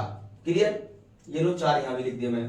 मतलब जितने अगर मान लो इतने इधर आ रहे हैं और उतने इधर आते जा रहे हैं, कहने का मतलब हम हमारी समीकरण को संतुलित सही तरीके से कर रहे हैं। और अगर मान लो ये आपको असंतुलित मिल रहा है, इधर 4 मिल रहा है, इधर 3 मिल रहा है, या फिर इधर 1 मिल रहा है, इधर 2 मिल रहा है, तो हमारी जो समीकरण है असंतुलित है। कहने का मतलब हमारे बुआ जी और फूफा जी नहीं माने, बुआ जी अलग रास्ते जा रही है तो फूफा जी अलग रास्ते है। ठीक है, तो आपको ये बात पक्का ध्यान रखनी है। ठीक है ना, ऐसा करना कि अगर मान लो ये इनको बुआ जी मान लो बड़ी वाली, इसको मान लो छोटी वाली, या दीदी मान लो, या कुछ भी मान सकते हो। इनको 2 साड़ियां दे दी तो इनको भी 2 मिलनी चाहिए, नहीं तो नाराज हो जाएंगे। ठीक है, तो आप इस समझते चलना, मैं ऑफलाइन क्लासों में ये बताते रहता हूँ बच्चों को मजाक के तौर पर। ठीक है, तो देखो ऑक्सीजन की संख्या कितनी है, इधर 2, और इधर भी ऑक्सीजन की संख्या 2 है। क्या देखो ये 2 का आ गया, तो मतलब इधर भी ऑक्सीजन की संख्या कितनी है, 2। इसका मतलब कि जो हमने समीकरण को संतुलित करा वो सही किया है, क्योंकि अभिकारक की संख्या और उत्पाद की संख्या हमें बराबर मिली। देखो सोडियम अभिकारक में 2 है तो उत्पाद में भी 2 है, हाइड्रोजन 4 है तो इधर भी 4 है, ऑक्सीजन इधर भी 2 है तो इधर भी 2 है। कहने का मतलब हमें जो समीकरण मिली है वो संतुलित है। ठीक है, तो हम क्या लिखते हैं, इस समीकरण में दोनों ओर के तत्वों के परमाणुओं को संख्या के समान है, मतलब संख्या में समान है, अतः यह समीकरण कैसी हुई, संतुलित। तो एक बार आप चाहो तो 2 बार फिर लिख सकते हो ऐसे करके इसको, सोडियम प्लस H2O क्या बना, NaOH प्लस क्या निकली, हाइड्रोजन गैस। ठीक है ना, तो संतुलित करने के लिए हमने कहां 2 का लगाया था, आपको ऑटोमेटिक पता चल जाना चाहिए। ठीक है ना, 1 2 का यहाँ लगाया, 1 2 यहाँ लगाया और 1 2 लगाया। ठीक है, ये जो हमारी समीकरण है कैसी है, संतुलित है। ठीक है, अब स्टेप 7 में हम क्या करते हैं, देखो स्टेप 7 में हम देखेंगे बच्चों देखना, इस चरण में हम अभिकारकों तथा उत्पादों को किस में रखे हैं, मतलब कि इनको हम ठोस, द्रव, गैस और लिक्विड में संतुलित करके लिखते हैं। ठीक है ना, मतलब कि कौन सा ठोस है, कौन सा द्रव है, कौन सा लिक्विड है, कौन सा गैस है, ये हमने अगली स्टेप में करना होता है। ठीक है, मतलब कि अभी तक हम देखो इसमें मैंने सोडियम को कुछ भी नहीं लिखा, मतलब इसके नीचे ये ठोस अवस्था में, द्रव अवस्था में, गैस अवस्था में या विलीन अवस्था में मैंने नहीं लिखा, ये हमारा अगली स्टेप में आता है। ठीक है ना, मतलब कि देखो एक सही समीकरण जो है, संतुलित समीकरण इसको बोलते हैं, जो मैंने यहाँ पर लिखी हुई। ठीक है ना, पूर्ण रूप से। ठीक है, तो 7 स्टेप में हम क्या करेंगे, देखो इस चरण में अभिकारकों तथा उत्पादों को ठोस, द्रव, गैस, जलीय, विलयन की अवस्था में के रूप में हम दर्शाएंगे। ठीक है ना, देखो अतः ये समीकरण अब ये निम्न प्रकार से लिखी जाएगी। ठीक है, देखो मैंने इस समीकरण को वापस से यहाँ लिख दिया, हम जिस समीकरण का उदाहरण लेके चल रहे हैं वो इसी को मैं बताते चल रहा हूँ। ठीक है, सोडियम ये कैसी है, धातु है, और धातु कैसी होती है, सॉलिड होती है, तो ये इसके नीचे मैंने क्या लिख दिया, ठोस, S4 मतलब कि सॉलिड, ठोस। ठीक है, जल का सबको पता ही है, जल जनरली कौन सी अवस्था में होगा, जलीय अवस्था में, मतलब कि लिक्विड अवस्था में, तो यहाँ मैंने क्या लिख दिया, L। आप चाहो तो हिंदी में भी लिख सकते हो, यहाँ पर ठोस लिख दो, यहाँ द्रव लिख सकते हो आप। ठीक है, और इसके उत्पाद में ये क्या बना, विलयन, तो इसको क्या लिख देंगे हम, जलीय विलयन या विलयन। ठीक है, ये लिख दिया हमने विलयन। ठीक है, जलीय विलयन या विलयन। और हाइड्रोजन कैसे है, ये गैस अवस्था में निकल गया, तो ये इसके नीचे क्या लिख दिया हमने, G4 गैस। ठीक है, अब मैंने आपके लिए देखो कुछ क्वेश्चन लाया हूं जो आपको संतुलित करने में, एग्जाम में डायरेक्टली इस प्रकार से ये समीकरण दे देगा आपको और पूछेगा निम्न समीकरण को संतुलित करके बताओ, अभिकारक की संख्या कितनी, उत्पाद की कितनी, ये सारा आपको बताना होगा। तो मैं आपको 2-4 करके बताता हूँ संतुलित कैसे करते हैं। ठीक है, हम सीख चुके हैं, अब हमें देखो क्या करनी है, प्रैक्टिस करनी है। एक तरीके से आपका होमवर्क रहेगा सबके लिए। देखो मैं करके बताता हूँ, लेकिन आप ये यहाँ तक सीख जाओ ना, उसके बाद इनको अपने मन से करें तो बेस्ट रहेगा। देखो मैं आपको सिखा देता हूँ फिर भी। ये क्या, Ag मतलब कि सिल्वर, Cl2, और इधर क्या बना उत्पाद के रूप में AgCl। ठीक है ना, सिल्वर क्लोराइड। देखो Ag की संख्या इधर कितनी है बच्चों, 1, इधर Cl2 की संख्या कितनी है, Cl की संख्या कितनी है, 2, इधर आ जाओ। Ag की संख्या कितनी है, 1, और Cl की संख्या कितनी है, 1, मतलब कि अब देखो Ag तो इधर 1 है, लेकिन Ag इधर भी 1 है, लेकिन इधर क्लोरीन की संख्या कितनी है, 2, और इधर क्लोरीन की संख्या कितनी है, 1। कहने का मतलब संतुलित नहीं है। तो Ag को भी संतुलित करना है, तो क्लोरीन को भी संतुलित करना है। तो हम देखो अब क्या करता चलूंगा मैं। ठीक है, जो कम है आप उसको सबसे पहले ले लो। देखो क्लोरीन कितना है, 1 है, और इधर कितना, 2, तो मुझे कम से कम इसको 2 से इंटू करना पड़ेगा, तो ये कितना हो जाएगा, 2। तो मैं यहाँ लगाऊंगा 2, कभी भी ये ऐसे नहीं लगेगा, ये बाद में नहीं लगेगा। ठीक है, तो ये आपको पक्का ध्यान रखना। मैं दूसरे पेन से लगाता हूं ताकि आपको याद रहे। ठीक है, यहाँ मैंने 2 लगाए। अब 2 लगाती अब देखो ये जो 2 का मैंने Cl के लिए लगाया था संतुलित करने के, लेकिन 2 का अब ये इस Ag पर भी तो आ गया, तो ये भी तो 2 से इंटू होगा, तो Ag की संख्या भी कितनी हो गई, 2। ठीक है ना, Ag, OG, सुनो जी, खूब बड़ी सुने होंगे आपने, कौन बोलता है ऐसे, कमेंट करके जरूर बताना। ठीक है, देखो अब Ag की संख्या भी कितनी हो गई बच्चों, 2। ठीक है, लेकिन अब Ag इधर कितना था, 1 ही है, तो यहाँ भी मुझे कितना लिखना पड़ेगा, 2। ये मैंने 2 से इंटू कर दिया। अब Ag भी इधर भी 2 हो गया और इधर भी 2 हो गया, और Cl इधर भी 2 है, Cl इधर भी 2 है। कहने का मतलब हमारी जो समीकरण है अब संतुलित हो चुकी है। एक बार चेक कर लेते हैं हम। देखो Ag की संख्या कितनी है, 2, इधर भी Ag की संख्या कितनी है, 2, इधर Cl की संख्या कितनी है, 2, और इधर भी Cl की संख्या कितनी है, 2। ठीक है, कंफर्मेशन जांच के लिए मैं हमेशा कहता हूं बच्चों को क्या करना होता है, हमें इनको टोटल को काउंट कर लिया करो। टोटल दोनों तरफ बराबर आ रहा है तो हमारी जो समीकरण है वो कैसी है, संतुलित है। ठीक है, अब देखो इसको भी आप देखो जो सिल्वर है कौन सी अवस्था में संतुलित करना है। ठीक है, तो इधर भी कितना आया, देखो 2 और 2 4, और इधर भी कितना आया, 2 और 2 4। क्लियर। ठीक है, अब ये भी आपका होमवर्क है, ये भी आपको करके देखना। ठीक है, इसको भी मैं बता देता हूँ। देखो हमें सबसे पहले क्या करना होता है, हम अभिकारक को और उत्पाद को इस प्रकार से लिख लेता हूं मैं हमेशा।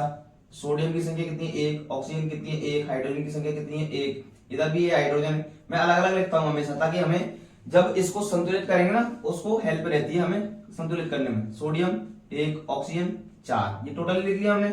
इधर वाले आ जाओ, सोडियम की संख्या 2, सल्फर की संख्या 1, ऑक्सीजन की संख्या 4, हाइड्रोजन की संख्या 2, ऑक्सीजन की संख्या 1। क्लियर है। अब जो संतुलित नहीं है उसको आप संतुलित करने स्टार्ट कर दो। ठीक है, जो नहीं है मैं आपको बताता चलूंगा। देखो सोडियम इधर 1 है और इधर 2 है, अभी सोडियम नहीं है। सल्फर कितना, इधर 1 है, इधर भी 1 है। ऑक्सीजन इधर 4 है, ऑक्सीजन इधर भी 4 है। हाइड्रोजन कितना, इधर 2, इधर भी 2। सबसे पहले क्या नहीं है, सोडियम नहीं है, तो सोडियम को कर लेते हैं। ठीक है, अब सोडियम इधर कितना 1 है और इधर कितना 2, तो कम से कम इसको किससे इंटू करूं 2 से। अब 2 से इंटू करते ही अब देखना आप चेंज कहां कहां आता है, बहुत लफड़े होते हैं। यहाँ पर 2 लगाना पड़ेगा मुझे, 2 लगाते ही ऑक्सीजन कितना हो गया 2 हो गया, ये भी 2 हो गया, और हाइड्रोजन कितना हो गया बच्चों 2 हो गया। ठीक है, इतने सारे 2 हो गए। अब देखो ये मैंने कर दिया कंप्लीट। अब इधर देखना, इधर अब हमने सोडियम को तो संतुलित कर दिया, लेकिन सोडियम के चक्कर में जो हमारे और असंतुलित हुए उनको देखते हैं। अब देखो हमारे पास इधर ऑक्सीजन, अब ऑक्सीजन को ले लेते चलो।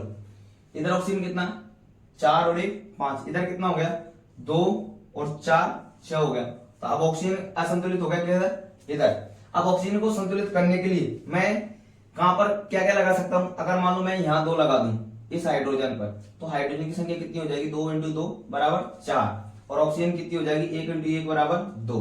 अब देखो ऑक्सीजन गिनना, ऑक्सीजन 2 मतलब 4 ये रहे 2 ये रहे, तो कितने हो गए 6। इधर गिनना, इधर कितने ऑक्सीजन 2 ये रहा 4 ये रहा, तो 6 इधर भी हो गया। ठीक है, अब हमने जो जो असंतुलित किया है संतुलित करने के लिए हम उसको देख लेते हैं। देखो सोडियम हमारा संतुलित अभी तक, सोडियम इधर भी 2 है तो उधर भी 2 है। देखो सोडियम ये 2 रहा, तो इधर भी कितना रहा 2। ऑक्सीजन हमारा 2 ये रहा 4 ये रहा 6, इधर भी देखो 4 ये और 2 ये 6, अभी तक ये संतुलित है। अब हाइड्रोजन गिनना, हाइड्रोजन इधर कितने 2 ये रहे और 2 ये रहे 4, और इधर हाइड्रोजन कितना ये रहा इधर भी 4। ठीक है, जो जो आपको संतुलित लगे उसको टिक मार्क करते चलो।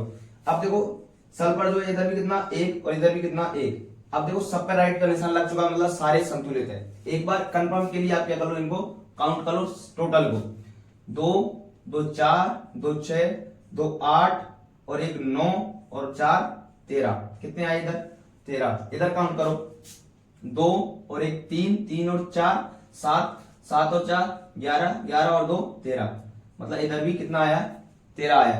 कहने का मतलब अब ये हमारी जो समीकरण है वो कैसी है संतुलित है। इस प्रकार से आपको ये संतुलित करनी होती है बच्चों। ठीक है, ये आपके लिए मैं होमवर्क देता हूं, ये आप खुद करके बताओगे। ठीक है, तो दोस्तों क्लास कैसे लगी कमेंट करके जरूर बताना। इसके जो बचे हुए पार्ट है हम लगभग 2 से 3 क्लास में आप कंप्लीट कर देंगे, जिसमें हमारा जो पहला चैप्टर है विज्ञान का साइंस सब्जेक्ट का पहला चैप्टर रासायनिक अभिक्रिया एवं समीकरण कंप्लीट हो जाएगा। लगभग 2 से 3 क्लास और आएंगी। ये हमारी दूसरी क्लास थी बच्चों, आज तीसरी क्लास आएगी। इसके बाद हम मतलब कि 2-4 आपको होमवर्क के रूप में ये और सिखाऊंगा। इसके बाद आएंगे हमारे अभिक्रियाओं के प्रकार। ठीक है ना, अभिक्रियाएं कितने प्रकार की होती हैं, जैसे कि संयोजन वियोजन द्विविस्थापन विस्थापन अपचयन उपचयन रेडॉक्स ईटीसी, ये सारी अभिक्रियाएं हम पढ़ने वाले हैं। ये कॉम्पिटिशन एग्जाम में भी आती है। यहाँ से कॉम्पिटिशन एग्जाम लाए तो ज्यादातर कोई क्वेश्चन है नहीं, ट्यूशन जो आता है यहाँ से आ सकता है। जो रासायनिक समीकरण इनको संतुलित करने वाले आ सकते हैं, इससे ज्यादा कोई भी क्वेश्चन कॉम्पिटिशन एग्जाम में तो नहीं आता। लेकिन हमें इस क्लास में मतलब कि मैं क्या लेके चल रहा हूँ दोस्तों, हम 10th बैच को लेके चल रहे हैं जहाँ थ्योरेटिकल एग्जाम होता है, तो थ्योरी में सारा कुछ लिखने होता है, इसलिए मैं वो थ्योरी को कंप्लीट करा रहा हूँ। ठीक है, अब जो आगे आएगा ना उसमें मतलब कि पहले अब देखो कोई दूसरी क्लास लेके आऊंगा उसमें कुछ और लेके आ जाएंगे हम। ठीक है, लेकिन इसको मैं पहले कंप्लीट कराऊंगा, पूरा साइंस का जितना भी है वो पूरा कंप्लीट कराने वाला हूँ। पूरा यूट्यूब पे 1 बाय 1 आपको मैं प्ले लिस्ट में इन क्लासों को डालता चलूंगा। प्ले लिस्ट बना देंगे हम, धर्मेंद्र गोस्वामी नाम से अपना जो चैनल है उसमें प्ले लिस्ट बनी हुई है 3-4 अलग, एक और प्ले लिस्ट डाल देंगे। उसमें क्या करेंगे 10th चैप्टर लिख देंगे 10th का साइंस,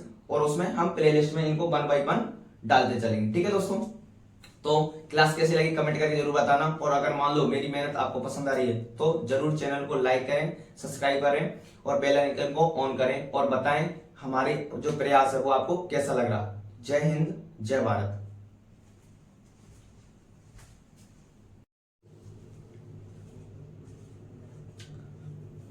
जय हिंद, नमस्कार दोस्तों, मैं धर्मेंद्र गोस्वामी स्वागत करता हूं आपके अपने यूट्यूब चैनल सिद्धेश्वर क्लासेज पर। तो बच्चों आज क्लास शुरू करने से पहले कुछ लाइनें थी जो मुझे अच्छी लगी, मैं आपको सुनाना चाहूंगा। अगर ये अच्छी लगे तो कमेंट करके जरूर बताएं। ठीक है ना, मतलब कि ये लाइनें उसके ऊपर है कि बार बार हम कोई चीज पर मेहनत करते रहते हैं और मेहनत का फल अगर मान लो हमें तुरंत नहीं मिलता तो हम डिमोटिवेट हो जाते हैं। तो उस पर ये लाइन है, जैसे सपोज दैट मैं भी मेहनत कर रहा हूँ, ठीक है, अगर मान लो मैं भी डिमोटिवेट हो जाऊं कि यार पूरे रात क्लास शूट करते हैं फिर भी रिजल्ट के तौर पर अभी कुछ नहीं मिल रहा है, तो ये गलत है। ठीक है ना एक दिन मुझे उम्मीद है कि जरूर मिलेगा। तो उसी पर कुछ लाइनें सुनना। ठीक है, कि मेहनत का फल समस्याओं का हल, कि मेहनत का फल और समस्याओं का हल और आने वाला कल। ठीक है, मेहनत का फल समस्याओं का हल और आने वाला कल, ये सब किसके हाथ में, ईश्वर के हाथ में। तो हम क्यों सोचे इस बारे में कि मतलब कल क्या होगा। तो इसी लाइनों से मैं अपनी आज की क्लास को शुरुआत करता हूँ। पुनः दोहरा देता हूँ, मेहनत का फल, समस्याओं का हल और आने वाला कल सब ईश्वर के हाथ में है। तो हम क्यों कहें कि कल क्या होगा, ठीक है, उसके ऊपर कुछ लाइनें थी। जो भी जिस भगवान को मानता आप उससे रिलेट कर सकते हो। तो इसी के साथ मतलब मैं अपनी क्लास पर आता हूँ। जो हमारी जो क्लास चल रही है दोस्तों, वो है हमारा रासायनिक अभिक्रिया एवं समीकरण, जो कि 10th क्लास का पहला चैप्टर है, ठीक है, जो हम एनसीईआरटी आरबीएसई बैच पर ले रहे हैं, ठीक है। उसमें हम जो 2 क्लासें आ चुकी हैं अभी, उसमें हम रासायनिक समीकरण, रासायनिक अभिक्रिया को समझ चुके थे और इसके बाद रासायनिक अभिक्रिया के नियम को समझ चुके थे। उसके बाद हम रासायनिक जो अभिक्रिया वो समीकरण होती है उसको संतुलित करने के नियम भी कर चुके थे। तो कुछ मैंने आपको मतलब कल एक छोड़ के गया था, ये वाली अभिक्रिया, ठीक है, इसको संतुलित करके बताना था। शायद आपने किसी ने की होगी, नहीं की होगी तो मैं आज 3-4 और बता देता हूँ कि रासायनिक समीकरण को संतुलित कैसे करते हैं। इसके बाद जो है आज जो लेने वाले हम रासायनिक अभिक्रिया का प्रैक्टिकली प्रयोग देखने वाले हैं, तो वो आ जाएगा। इसके बाद इसके अगली स्लाइड में जो मतलब कि आगे की जो प्रोसेस है हमारी, ठीक है, फिर डायरेक्टली हमारे रासायनिक अभिक्रियाओं के क्या आ जाते हैं, प्रकार आ जाते हैं, ठीक है। उसके बाद लगभग 1-2 टॉपिक और बचते हैं इस चैप्टर में, जिसके बाद ये चैप्टर लगभग समाप्त हो जाता है। तो लगभग 2 से 3 क्लास है हाईएस्ट मान के चलो, जिसमें ये हमारा जो चैप्टर है, ठीक है, पहला, वो संपूर्ण रूप से कंप्लीट हो जाएगा, ठीक है दोस्तों। तो इसी के साथ मैं शुरू करता हूँ अपनी क्लास को, ठीक है। देखो, मैं कल इस अभिक्रिया को आपको संतुलित करने के लिए देके गया था। पहली बात तो ये देखना है ये संतुलित है या नहीं है। तो इसके लिए हम कैसे पता लगाते हैं, जितने अभिकारक में ये एलिमेंट्स हैं वो इधर लिख लेते हैं और इतने उत्पाद में उनको उधर लिख लेते हैं, ठीक है। तो एक ये रहा कार्बन, कार्बन की संख्या कितनी है 1, हाइड्रोजन कितनी है 4 और ऑक्सीजन की कितनी है 2। इधर देख लेते हैं हम, कार्बन की 1, ऑक्सीजन की 2, ये रहे, हाइड्रोजन 2 और ऑक्सीजन 1, ये रहा, ठीक है। तो ये लो, अब जो जो संतुलित नहीं है हम उसको संतुलित करते हैं, ठीक है ना। देखो, कार्बन इधर 1 है, इधर भी 1 है, इधर हाइड्रोजन कितने हैं 4 और लेकिन इधर कितने हैं 2 ही है। तो हमारे पास अभी हाइड्रोजन की कितनी कमी है 2। तो कम से कम मैं इधर इसको किससे इंटू करूंगा, ये 4 हो जाए। तो अगर मान लो मैं इसको 2 से इंटू करता हूँ इस प्रकार से, तो हाइड्रोजन की संख्या कितनी हो जाएगी 2 × 2 = 4। लेकिन ये ऑक्सीजन की संख्या भी कितनी होगी अब 2। तो इस ऑक्सीजन को ये यहाँ पर लिया था लास्ट में, ठीक है, ऑक्सीजन भी 2 हो गया। अब इधर ऑक्सीजन कितना था दोस्तों, इधर 2 था, इधर ऑक्सीजन 2 ये रहा और 2 ये रहा, तो 4 हो गया। तो इधर कितने की कमी आ गई, इधर हमारे 2 की कमी आ चुकी है। तो इसको अगर मान लो मैं यहाँ 2 लिख दूं, ठीक है, 2O2, तो ये भी कितना हो जाएगा 4। अब एक बार फिर से पुनः देखते हैं क्या हमारी जो अभिक्रिया वो संतुलित हो चुकी है या नहीं हुई है, ठीक है। देखो जांच करते हैं पहले, कार्बन कितना 1, इधर भी कार्बन कितना 1, हाइड्रोजन इधर कितना 4, इधर हाइड्रोजन कितना 4 और इधर ऑक्सीजन कितना 4 और इधर भी ऑक्सीजन कितना 2 और 2 4। मतलब हमारी जो अभिक्रिया वो संतुलित है, ठीक है। मैं आपको मतलब मजाक के तौर पर बताते देता हूँ बच्चों कि जितने इधर हैं उतने ही उधर होने चाहिए। कहने का मतलब अगर मान लो एक बुआ जी को 2 साड़ियां दी तो दूसरी वाले को भी 2 देनी है, नहीं तो वो सामने वाली रूस जाएगी, ठीक है। तो यही हमने यहाँ सीखा। देखो जैसे ऑक्सीजन के पास पहले 2 ही था लेकिन इधर 4 हो गया था, इस कारण मतलब इसको भी 2 देना पड़ा, ठीक है। इस प्रकार से एक बार सत्यता की जांच के लिए इसको टोटल देख लेते हैं हम, ठीक है। 1 और 4 5 और 4 9, टोटल कितने आए इधर 9। इधर देखता हूं मैं 1 और 3, 1 और 2 3, 3 और 4 7 और 2 9, इधर भी 9 आए। इसका मतलब हमारी जो अभिक्रिया वो संतुलित है, ठीक है। मैं इसको मिटा देता हूं, फिर आपसे पुनः करके देखना है इसको, ठीक है। ये लो मैंने कहां इसमें चयन किया था, एक तो यहाँ किया था और एक यहाँ किया था, वो आपको लिखाई मैं यहाँ छोड़ देता हूँ, ठीक है, लिखा होगा। ये लो ये मैंने मिटा दिया। अब एक बार और देखते हैं, ठीक है। देखो बार बार प्रैक्टिस से ही इसको सीखने में आएगा, ठीक है। तो आप बार बार प्रैक्टिस खुद को भी करके देखें। इसको और बता देता हूं मैं आपको, इसको होमवर्क के तौर पे आपको मैं दूंगा, ठीक है। देखो बेरिलियम का कितना है 1, क्लोरीन कितना है 2, सोडियम कितना है सोडियम 2, सल्फर कितना है 1 और ऑक्सीजन कितना है 4। इस प्रकार इधर वाले को भी हम लिख लेते हैं, beryllium 1 sulphur 1 oxygen 4 sodium 1 chlorine 1, ठीक है। तो अब देखो कौन कौन सा इसमें संतुलित नहीं है उसको देखते हैं। देखो ये वाला संतुलित है, क्लोरीन इधर कितना 2 लेकिन इधर कितना 1 तो ये नहीं है। इधर सोडियम कितना 2 और इधर कितना 1 तो ये भी नहीं है, ठीक है। तो इसको कम से कम मैं 2 से इंटू करूं, यहां मैं अगर 2 लगा देता हूं, 2 लगाते ही सोडियम कितना हो गया 1 × 2 = 2 और क्लोरीन भी कितना हो गया 2, ठीक है। ये लो 2 क्योंकि ये इसके ऊपर भी है इसके ऊपर। अब एक बार फिर से पुनः इसको चेक करते हैं संतुलित हो गया क्या। देखो 1 संतुलित है, क्लोरीन 2 और इधर क्लोरीन ये रहा 2, ठीक है। सोडियम 2, इधर भी सोडियम 2, ठीक है। सल्फर 1, सल्फर 1, ऑक्सीजन 4, ऑक्सीजन 4, मतलब कि हमारी जो समीकरण है वो संतुलित। एक बार सत्यता की जांच के लिए क्या कर लो, टोटल को जोड़ लो, ठीक है। 1 और 2 3, 3 2 5 और 1 6, 6 और 4 10। इधर देखो 1 और 1 2, 2 और 4 6, 6 और 2 8, 8 2 10, मतलब कि संतुलित है, ठीक है। क्लियर है। एक बार पुनः अगर मान लो ये इसको आप करके देखना, ठीक है। इसको मैं होमवर्क के तौर पे आज को आपको दे देता हूँ, ठीक है। अगर नहीं आए तो कमेंट करके पूछ लेना या फिर ऑफलाइन पूछ सकते हैं जो मेरे स्टूडेंट है, ठीक है। और जो स्टूडेंट नहीं है वो भी पूछ सकते हैं, ठीक है। मैं अगली क्लास में कल वाली में इसको बता दूंगा, ठीक है। ये आज के लिए होमवर्क रहेगा लेकिन, ठीक है। अब इसके बाद जो हमारा टॉपिक आता है बच्चों, वो कौन सा आता है, रासायनिक अभिक्रिया को हम प्रयोग के तौर पर प्रैक्टिकली समझते हैं कि रासायनिक अभिक्रिया होती क्या है, वो कैसे है, ठीक है। तो एक जो प्रयोग दिया गया है हमारी जो बुक है उसमें, ठीक है, उसमें मतलब कि क्या, एक पात्र लेते हैं, उस पात्र में क्या लेते हैं हम, जिंक के दाने के रूप में जिंक के टुकड़ों को लेते हैं और उसमें एक अम्ल भर देते हैं जिसका नाम है सल्फ्यूरिक अम्ल, ठीक है। अब इन जिंक के टुकड़ों को इस नली से हम डालते हैं, ठीक है। इस नली से डालने पर मतलब कौन सी अभिक्रिया होती है, देखो हमने रासायनिक अभिक्रिया के जो पहचान के चीजें थी वो हमने पढ़ी थी, जैसे अवस्था में परिवर्तन, रंग में, तापमान में, ETC हमने पढ़ा था, ठीक है। तो अगर मान लो ये होगा तो हम प्रैक्टिकली प्रूव कर देंगे कि रासायनिक अभिक्रिया हो रही है, जैसा कि हम देखो इस में देखते हैं, ठीक है।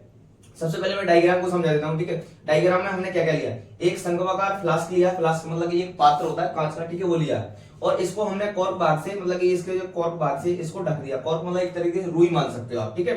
और इसमें से एक किसको, कांच की नली को प्रवेश करा दिया और इस कांच की नली से हम जिंक के जो टुकड़े हैं वो 1 बाय 1 इसमें डालते जाते हैं और इसमें क्या भरा हुआ, तनु सल्फ्यूरिक अम्ल भरा हुआ है, ठीक है। अब देखते हैं होता क्या, ठीक है। ये आपको क्लियर हो गया हो, ये संघवाकार फ्लास्क है, ठीक है। इसमें ये जो नीले नीले पेन से मैंने दर्शाया है, ये क्या, तनु सल्फ्यूरिक अम्ल, सूत्र क्या होता है उसका H2SO4, ठीक है। ये कांच की नली है और इसमें ये दानेदार जस्ता या जिंक के टुकड़े हमने ऊपर से डाले हैं। अब इनकी रिएक्शन के बाद होता क्या वो मैं आपको आगे बताता हूँ, ठीक है। देखो ये तो चित्र का नाम है, ठीक है। देखो चित्र अनुसार एक संघवाकार क्या लिया हमने, फ्लास्क लिया, ये देखो लाइन यहां चली गई बच्चों, फ्लास्क लिया, देखो मैं दोबारा लिख देता हूं कोई दिक्कत नहीं है ना।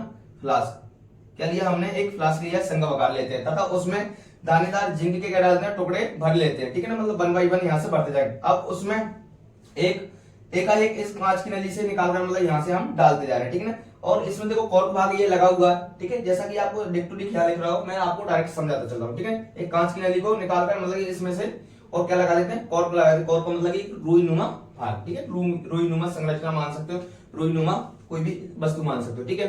देखो कॉर्क लगा देते हैं। इसके बाद देखो क्या होता है, मैंने समझा दिया आपको, सिर्फ देखते चलना। अब सावधानी पूर्वक कांच की नली में से हम क्या है, H2SO4 डाला जाता है। कुछ समय में फ्लास्क में विलयन के तापमान में परिवर्तन होता है। देखो ये पहली चीज हमें क्या मिली कि जब हमने इनको डाला तो मतलब क्या हुआ, विलयन के तापमान में हमें परिवर्तन देखने को मिला। और तापमान में परिवर्तन देखने को मिल रहा, कहने का मतलब क्या है कि उस जो ये पूरा संपूर्ण पात्र है इसमें रासायनिक अभिक्रिया हो रही है, जैसा कि हमने पहले रासायनिक अभिक्रिया की पहचान के चरण लिखे थे उसके अनुसार, ठीक है।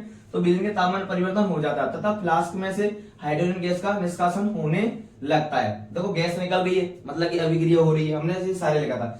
इससे यह स्पष्ट होता है कि फ्लास्क के विलयन में रासायनिक अभिक्रिया हो रही है। क्लियर है।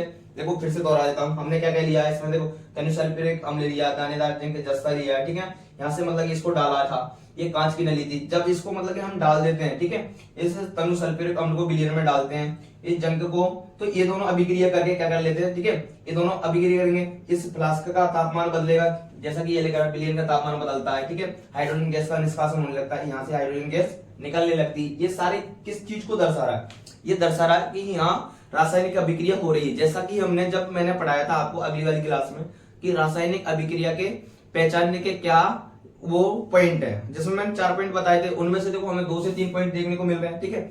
यहाँ जो केमिकल रिएक्शन कौन सी हुई है, ठीक है, वो मैं आपको यहाँ लिख रहा हूँ। देखो हमने जिंक लिया था, ठीक है, और क्या लिया था, सल्फ्यूरिक अम्ल ये लिया था, ठीक है। और फाइनली उत्पाद के रूप में क्या बना, जिंक सल्फेट और हाइड्रोजन गैस का निष्कासन हुआ। ये हमने इस समीकरण का मतलब ये पूरी अभिक्रिया का समीकरण ये रहा, ठीक है ना, पूरे प्रयोग का, ठीक है। इसके बाद क्या आता है, देखो इसके बाद जो हमारा टॉपिक आता है वो आता है रासायनिक अभिक्रियाओं के प्रकार, ठीक है। तो रासायनिक अभिक्रिया कितने प्रकार की होती है, ठीक है ना। 8 से 10 हमारे इस चैप्टर में क्या है, रासायनिक अभिक्रिया दी हुई हैं और उनको हमें पढ़ना है, ठीक है। पहले ये संयोजन, फिर वियोजन, विस्थापन, द्विविस्थापन, ठीक है ना, अलग अलग है, ठीक है। अब चयन है, उपचयन, इन दोनों को मिलाकर के हम क्या कहते हैं, रेडॉक्स। तो रेडॉक्स अभिक्रिया अलग से है, फिर ऊष्माक्षेपी है, फिर ऊष्माशोषी। इस प्रकार से इन सारी अभिक्रियाओं को हम वन बाय वन देखने वाले अगली स्लाइड में, ठीक है। तो शायद उम्मीद करता हूं आपको ये चीज समझ में आ गई होगी। अगली वाली स्लाइड में इसको मैं कंटिन्यू करने वाला हूं, ठीक है दोस्तों।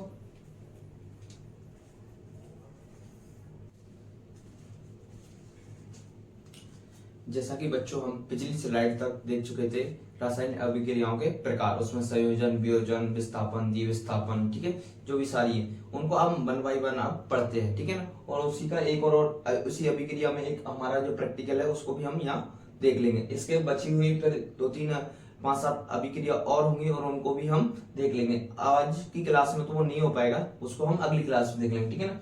तो हम अगली स्लाइड में देखो शुरू करते हैं रासायनिक अभिक्रियाओं के प्रकार, जिसमें पहला है हमारा संयोजन अभिक्रिया। तो वहां डायरेक्टली क्वेश्चन आता है संयोजन अभिक्रिया किसे कहते हैं और उसका एक एग्जाम्पल। तो हमें उसकी परिभाषा को याद रखना है और उसका कम से कम एक उदाहरण तो हमें याद होना ही चाहिए, ठीक है ना। तो देखो मैं शुरू करता हूँ। संयोजन अभिक्रिया, जब 2 या 2 से अधिक अभिकारक मिलकर के नए उत्पाद का क्या करेंगे, निर्माण करेंगे, तो इसे हम क्या कहेंगे, ऐसी अभिक्रिया को हम संयोजन अभिक्रिया कहते हैं। परिभाषा क्या हो जाएगी, जब 2 या 2 से अधिक अभिकारक मिलकर के एक या एक से अधिक नए पदार्थ का क्या करेंगे, निर्माण करेंगे, नए पदार्थ या उत्पाद का निर्माण करेंगे, तो उसे ही हम क्या कहते हैं, संयोजन अभिक्रिया कहते हैं। देखो उदाहरण के तौर पर मैं ये वाले जो उदाहरण लेके आया हूं ना, ये आपको तब याद रखने हैं जब मतलब कि हमें ये मेन उदाहरण याद ना आए, ठीक है, तब इसको हमें याद रखना, ठीक है। अगर मान लो आपको ये बिल्कुल भी नहीं आ रहा तो आप इस उदाहरण को भी लिख के आ सकते हो ताकि आपका नंबर ना कटे, ठीक है ना। देखो हमने क्या कहा, जब 2 या 2 से अधिक अभिकारक, ठीक है, देखो हमने 2 अभिकारक ले लिए और इन्होंने मिलकर कोई एक उत्पाद का निर्माण किया है यहाँ पर, ठीक है। अब हम उदाहरण से समझते हैं, ठीक है।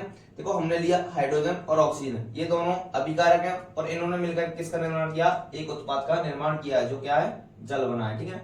और अगला देखते हैं C+O2 बराबर, इन्होंने क्या किया, CO2 मतलब कार्बन डाइऑक्साइड का निर्माण किया, कार्बन में और ऑक्सीजन, ठीक है ना। और अगला लेते हैं देखो CaO मतलब कैल्शियम ऑक्साइड, जिसको हम हमारे प्रचलित भाषा में इसको बोला जाता है बेटा बिना बुझा हुआ चूना, CaO कैल्शियम ऑक्साइड, ठीक है ना। इसकी अभिक्रिया जब हम जल से कराते हैं, ठीक है ना, जब देखो अभी दीपावली आने वाली है, जब आप इसको देखोगे, ठीक है ना, हम कौन सा चूना लाते हैं, बिना बुझा हुआ चूना लाते हैं, मतलब इसको लाते हैं और हम उसमें जैसे ही पानी डालते हैं तो वो खोलता भभकता है, ठीक है ना, आपने देखा होगा, ठीक है।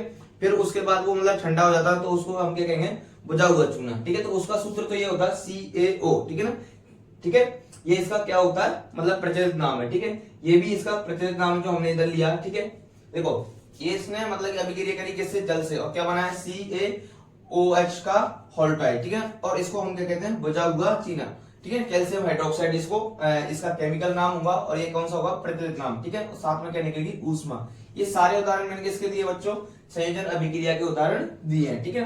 देखो इसके बाद आता है वियोजन। संयोजन का जस्ट अपोजिट कौन हो जाएगा, वियोजन। संयोजन का मतलब सीधा सीधा होता है, मैं बता दूं आपको, जुड़ना। और वियोजन का मतलब सीधा सीधा क्या होता है बच्चों, टूटना। तो इसमें तो देखो जुड़ा है, ठीक है, 2 अभिकारक मिलकर के एक उत्पाद का निर्माण कर रहे हैं, देखो ये दोनों मिलकर के एक बन रहे हैं तो मतलब जुड़ रहे हैं। इसमें जस्ट अपोजिट हो जाएगा, देखो ये दोनों जो एक है क्या हो जाएंगे, अलग अलग, ठीक है। तो इसकी परिभाषा क्या हो जाएगी, देखो आप हम देखते हैं, जब एक अभिकारक टूटकर 2 या अधिक उत्पाद बनाता, 2 या 2 से अधिक उत्पाद बनाता, तो ऐसी अभिक्रिया को क्या कहेंगे हम, वियोजन अभिक्रिया कहते हैं, ठीक है। देखो मैंने उदाहरण यहाँ पर दिया है ये वाला, ठीक है। आपको अगर ये उदाहरण याद नहीं रहते ना तब इसको तो लिख के हमें एग्जाम में आना ही है, ठीक है। देखो मैंने उदाहरण दिया कैल्शियम कार्बोनेट का, ठीक है।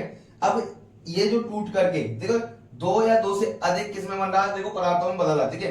देखो कैल्शियम कार्बोनेट किस में बदल रहा है, कैल्शियम ऑक्साइड में बदलेगा और CO2 गैस में बदलेगा, ठीक है। इधर देखो मैंने ले लिया AgCl।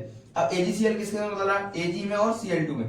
देखो ये अभिक्रिया क्या संतुलित है क्या, आप अगर मान लो कोई अभिक्रिया संतुलित ना हो तो उसको संतुलित करके देख लिया करो, ठीक है। देखो AgCl इधर कितना, Ag 1 है, इधर भी 1 है, लेकिन Cl2 इधर कितना 2 है, तो मैं क्या यहाँ 2 लगा दूं, 2 लगाते यहाँ भी 2 लगाना पड़ेगा और इस प्रकार ये अभिक्रिया हमारी संतुलित हो जाएगी, ठीक है ना। समीकरण देखो आप जितना प्रैक्टिस करोगे, जहां भी आपको कोई भी समीकरण लिखी मिल जाए ना उसको आप संतुलित करके जरूर देंगे, ठीक है। अब अगला हमारा टॉपिक क्या आता है, जल, मैंने क्वेश्चन रूप में लिया है, ठीक है। जल के वैद्युत अपवर्तन को सचित्र समझाइए, ठीक है ना। मतलब ये किसका, इसी अभिक्रियाओं का एक मतलब कि प्रैक्टिकली प्रयोग है, जैसा कि हमने पहली वाली स्लाइड में भी देखा, ठीक है। क्वेश्चन आएगा, मतलब क्वेश्चन मैंने आपको लिख के लाया हूं ताकि आपको पता रहे कि एग्जाम में क्वेश्चन आता कैसे, ठीक है। जल के वैद्युत अपवर्तन को सचित्र समझाइए, ये हमारा क्वेश्चन है, ठीक है। अब टॉपिक रूप में इसको मैं आपको लिख के लाया हूं, ठीक है। जल का वैद्युत अपवर्तन, जैसा कि ये आपको डायग्राम दिख रहा होगा, डायग्राम अच्छी तरीके से आपको याद रखना डायग्राम कैसे बनाया। और अगर आपको डायग्राम आता है और इसको आपने सही तरीके से सीखा बार बार बनाना, तो आपको ये थ्योरी बहुत इजी लगेगी, ठीक है ना। हमें इसी चीज का, इसी पूरी डायग्राम की थ्योरी को इधर लिखना होता है, ठीक है। मैं आपको बता दूं, देखो इस डायग्राम में हमने क्या क्या लिया, एक प्लास्टिक का मग लिया है, ठीक है। इस मग को हमने 2 इलेक्ट्रोडों में जोड़ा है, इसमें 2 छेद कर रखे। देखो मैं सारा बताऊंगा आपको, ठीक है, 1 बाय 1, ठीक है। देखो मैं परिभाषा इसको पैराग्राफ तो पढ़ता चलता हूँ और इसमें बताता चलता हूँ, ठीक है ना। आप देखते चलना आप। एक प्लास्टिक का मग या जग लेते हैं, क्या लिया हमने, एक प्लास्टिक का मग या जग लेते हैं, ठीक है। इसके तले तले मतलब कि ये पहले वाले भाग में, नीचे वाले भाग में 2 छिद्र कर देते हैं, ये वाले, ये हमने क्या किए, ये 2 छिद्र करे और रबड़ के डॉट लगा देते हैं, मतलब इनको छिद्रों को बंद कर देते हैं और डॉट लगा देते हैं, ठीक है। इन छिद्रों पर कार्बन के इलेक्ट्रोड लगे होते हैं, जैसा कि ये देख रहा है, ये जो है मैंने क्या बनाया, इलेक्ट्रोड, ठीक है। इलेक्ट्रोड क्या होते हैं मैं बाद में बताऊंगा, ठीक है। कार्बन के इलेक्ट्रोड लगा देते हैं चित्र अनुसार। इन इलेक्ट्रोड पर 6 वोल्ट की बैटरी लगाते हैं। कितने वोल्ट की, ये लग रही, ठीक है। ये 6 वोल्ट की क्या है, बैटरी, ठीक है। चलेंगे मतलब कहां पर क्या है, ठीक है। देखो मैं आपको पढ़ता चल रहा हूँ, ठीक है, और इसमें बताता चलूंगा, ठीक है। एक प्लास्टिक का क्या लिया हमने, मग लिया है, ठीक है। इसके तले में हम क्या करते हैं, 2 छिद्र कर लेते हैं, ठीक है, और रबड़ के डॉट लगा देते हैं, ये वाले, ठीक है ना। ये हमने रबड़ के डॉट लगा देते हैं, ठीक है। इन छिद्रों में कार्बन के इलेक्ट्रोड, देखो जैसे कि चित्र अनुसार, इनको क्या कहते हैं हम, इलेक्ट्रोड कहते हैं, ठीक है। इलेक्ट्रोड चित्र अनुसार लगा देते हैं, ठीक है। इन इलेक्ट्रोड से हम 6 वोल्ट की बैटरी, ठीक है, ये क्या है, 6 वोल्ट की हमने क्या लगाई, बैटरी जोड़ दिए। अब इस मग को डूबने तक क्या करते हैं, हम जल से भरते हैं। इस मग को क्या करेंगे, ये जल इसमें भरा हुआ है, ठीक है, इसको भर दिया है हमने, ठीक है। इस जल में तनु सल्फ्यूरिक अम्ल क्या मिलाते हैं, तनु सल्फ्यूरिक अम्ल, ठीक है ना, H2SO4, ये सल्फ्यूरिक अम्ल का सूत्र है, ठीक है।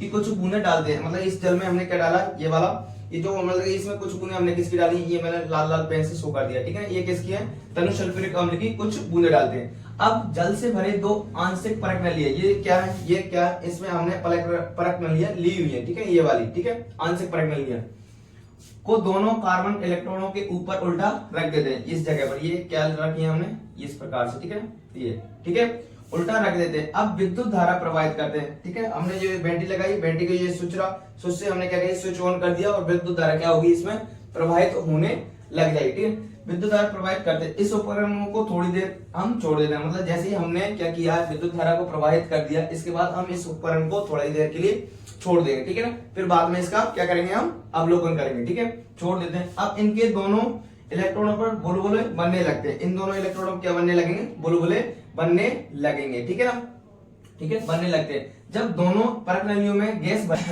भर जाए तो इन परख नलियों को सावधानी पूर्वक हम क्या करेंगे, हटा लेंगे, मतलब इन परख नलियों को बाद में हमें क्या करना, हटा लेना, क्यों, आगे समझते, ठीक है, हटा लेते हैं। अब एक जलती हुई मोमबत्ती इसके पास ले जाते हैं, इन इलेक्ट्रॉनों के पास हम ले जाएंगे, ठीक है। जब जलती हुई हम मोमबत्ती ले जा रहे हैं तो फिर आगे क्या होगा, देखो हम ले जाकर दोनों परख नलियों के मुंह पर, ठीक है, ये दोनों परख नलियां इनके मुंह पर ले जाकर उस जलती हुई मोमबत्ती को ले जाएंगे। फिर क्या करेंगे, देखो मुंह पर लगाकर गैसों की जांच की जाती है, ठीक है। क्यों कर रहे हैं, ताकि हमें पता लग सके कौन से इलेक्ट्रोड पर तो हाइड्रोजन गैस है और कौन से इलेक्ट्रोड पर ऑक्सीजन गैस है, ठीक है। इसलिए तो जिस परख नली पर मोमबत्ती फटफट की आवाज से जलेगी, ठीक है, जिस किसी इन दोनों इलेक्ट्रोडों में से जिस किसी भी इलेक्ट्रोड पर जो मोमबत्ती हमारी फटफट की आवाज से जलेगी, ठीक है, साथ जलती है, उस पर हाइड्रोजन गैस की क्या होती है, उस उपस्थिति को हम मान सकते हैं, या वहां से हाइड्रोजन गैस का निष्कासन होता है। इससे क्या सिद्ध होता है, हमारी जल का वैद्युत अपवर्तन अभिक्रिया, मतलब कि ये प्रयोग हमारा प्रैक्टिकली प्रूफ होता है। किससे, देखो मैं आपको शॉर्ट एंड स्वीट समझा देता हूँ, ठीक है। ये तो हमारा पूरा पैराग्राफ था, आपको इसको याद रखना, ठीक है, मैं बता देता हूँ, ठीक है। देखो एनोड किसे कहते हैं और कैथोड किसे कहते हैं, ये इलेक्ट्रोड के बने होते हैं, ठीक है। पहली बात तो एनोड सीधी सीधी बात है, देखो मैंने प्लस और माइनस सबने बताया, कैथोड को प्लस या फिर माइनस, कैथोड क्या कहेंगे हम माइनस, एनोड को क्या कहेंगे प्लस, ठीक है, पॉजिटिव चार्ज होता है। लेकिन इसके लिए जो सटीक आंसर होगा वो क्या होगा, मतलब एनोड उसको कहेंगे जिसमें क्या होगा, ऑक्सीडेशन होगा, ठीक है। किसको कहेंगे, जिसमें ऑक्सीडेशन हो रहा है उसको तो हम एनोड कहेंगे। अब प्लस और माइनस चार्ज से आपको मतलब कि ज्यादा मतलब नहीं रखना, मतलब आपको अभिक्रिया में देख लेना, मतलब हो क्या रहा, जहां पर अगर मान लो क्या हो रहा, ऑक्सीडेशन जहां होगा वो तो क्या कहेगा, एनोड, और जिस पर कैथोड जो होगा, कैथोड हमेशा उसमें क्या होगा, रिडक्शन होगा, ठीक है ना। तो आपको ये पक्का ध्यान रखना, मतलब कि रिडक्शन कहाँ हो रहा है। देखो रिडक्शन क्या होता है, ऑक्सीडेशन क्या होता है, हम आगे की स्लाइड में मैं आपको बताऊंगा, ठीक है। इन दोनों अभिक्रियाओं को हम पढ़ने वाले हैं, ऑक्सीडेशन अभिक्रिया को, रेडॉक्स अभिक्रिया को, जैसा कि संयोजन वियोजन हम अभी तक 2 पढ़ी है, इनको भी हम पढ़ेंगे, ठीक है, आगे वाले स्लाइड। तो शायद उम्मीद करता हूँ ये क्लियर हो गएगा पूरा। क्या लेना है, इस डायग्राम को आपको याद है ना आपको, तो ऑटोमेटिक सारी चीजें क्लियर हो जाती है। कैसे होती है देखो, मैं आपको एक बार और फास्टली इसको रिवाइज कर रहा हूँ। हमने क्या लिया, एक प्लास्टिक का मग लिया, ठीक है, इसमें मतलब कि सल्फ्यूरिक अम्ल जल में डाला, ठीक है, 2 क्या लिए इलेक्ट्रोड लिए, इस पर ये, ठीक है, इस पर देखो एक रॉड लगाई है हमें, ग्रेफाइट की रॉड, ये वाली, ठीक है, ग्रेफाइट की हमने रॉड लगा रखी है, ठीक है, इसको 6 वोल्ट की बैटरी से जोड़ रखा, इसमें एक स्विच है, स्विच क्या काम के लिए, तब हम विद्युत धारा प्रवाहित करेंगे उसके लिए, ठीक है। तो मतलब कि इसको ऑन कर देंगे, ठीक है। अब इससे क्या होता है देखो, मतलब यहाँ देखो डूबने तक जल से भरते हैं और तनु सल्फ्यूरिक अम्ल की कुछ बूंदे इसमें डालते हैं, ठीक है। फिर आंशिक परिघनली को दोनों कार्बन इलेक्ट्रॉन को उल्टा रख देते हैं। क्यों रखते हैं, ताकि फिर हम उठाएंगे तब उसका ऑक्सीजन क्या होगा, उसमें से निष्कासन होगा, कौन का, गैसों का, ठीक है, ऑक्सीजन का होगा या हाइड्रोजन का होगा, वो हम इन दोनों का मोमबत्ती, जली हुई मोमबत्ती ले जाकर के पता लगा लेंगे, ठीक है। रिपीट कर रहा हूं मैं फास्टली। अब विद्युत धारा प्रवाहित करके इस उपकरण को थोड़ी देर के लिए हम छोड़ देते हैं। अब इनके दोनों इलेक्ट्रॉन और बुलबुले बनते रहते हैं, ठीक है ना, हमने छोड़ दिया, बुलबुले बन रहे हैं, ठीक है। अब परंगली से भरे इनको हम इन परंगली को हम क्या करेंगे, सावधानी पूर्वक हटा लेंगे। फिर क्या करेंगे, मोमबत्ती ले जाएंगे और मोमबत्ती इन दोनों इलेक्ट्रोडों पर ले जाई जाती है, ठीक है। अब जिस किसी भी इलेक्ट्रोड पर जो मोमबत्ती हम जली हुई ले जा रहे हैं, जिस किसी पर भी अगर मान लो वो जली हुई मोमबत्ती फटफट की आवाज से जलने लगती है, तो हम समझ जाएंगे वो इलेक्ट्रोड पर कौन सी गैस का निष्कासन हो रहा है, उस गैस पर हमेशा हाइड्रोजन गैस का निष्कासन होता है। जैसा कि बच्चों मैंने आज की इस लगभग हमारी क्लास में, अब जो हमारा जो पहला चैप्टर है, लगभग मैं आपको बता दूं 50% से ऊपर हमारा सिलेबस मतलब इस चैप्टर का हो चुका है, ठीक है। लगभग 2 क्लासें और आएंगी, 2 से 3 आइए बता देता हूं मैं आपको, जिसमें हमारा जो पहला चैप्टर है, ठीक है ना, वो संपूर्ण रूप से कंप्लीट हो जाएगा। तो मैं आपको वो अगली जो भी क्लास आएगी ना, जब भी आएगी मैं आपको बता दूंगा, ठीक है।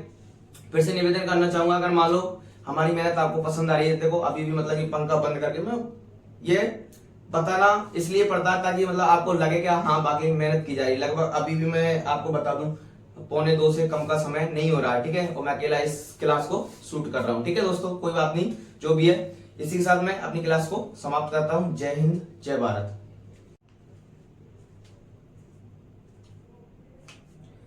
जय हिंद, नमस्कार दोस्तों, मैं धर्मेंद्र गोस्वामी स्वागत करता हूं आपके अपने YouTube चैनल सिद्धेश्वर क्लासेज पर।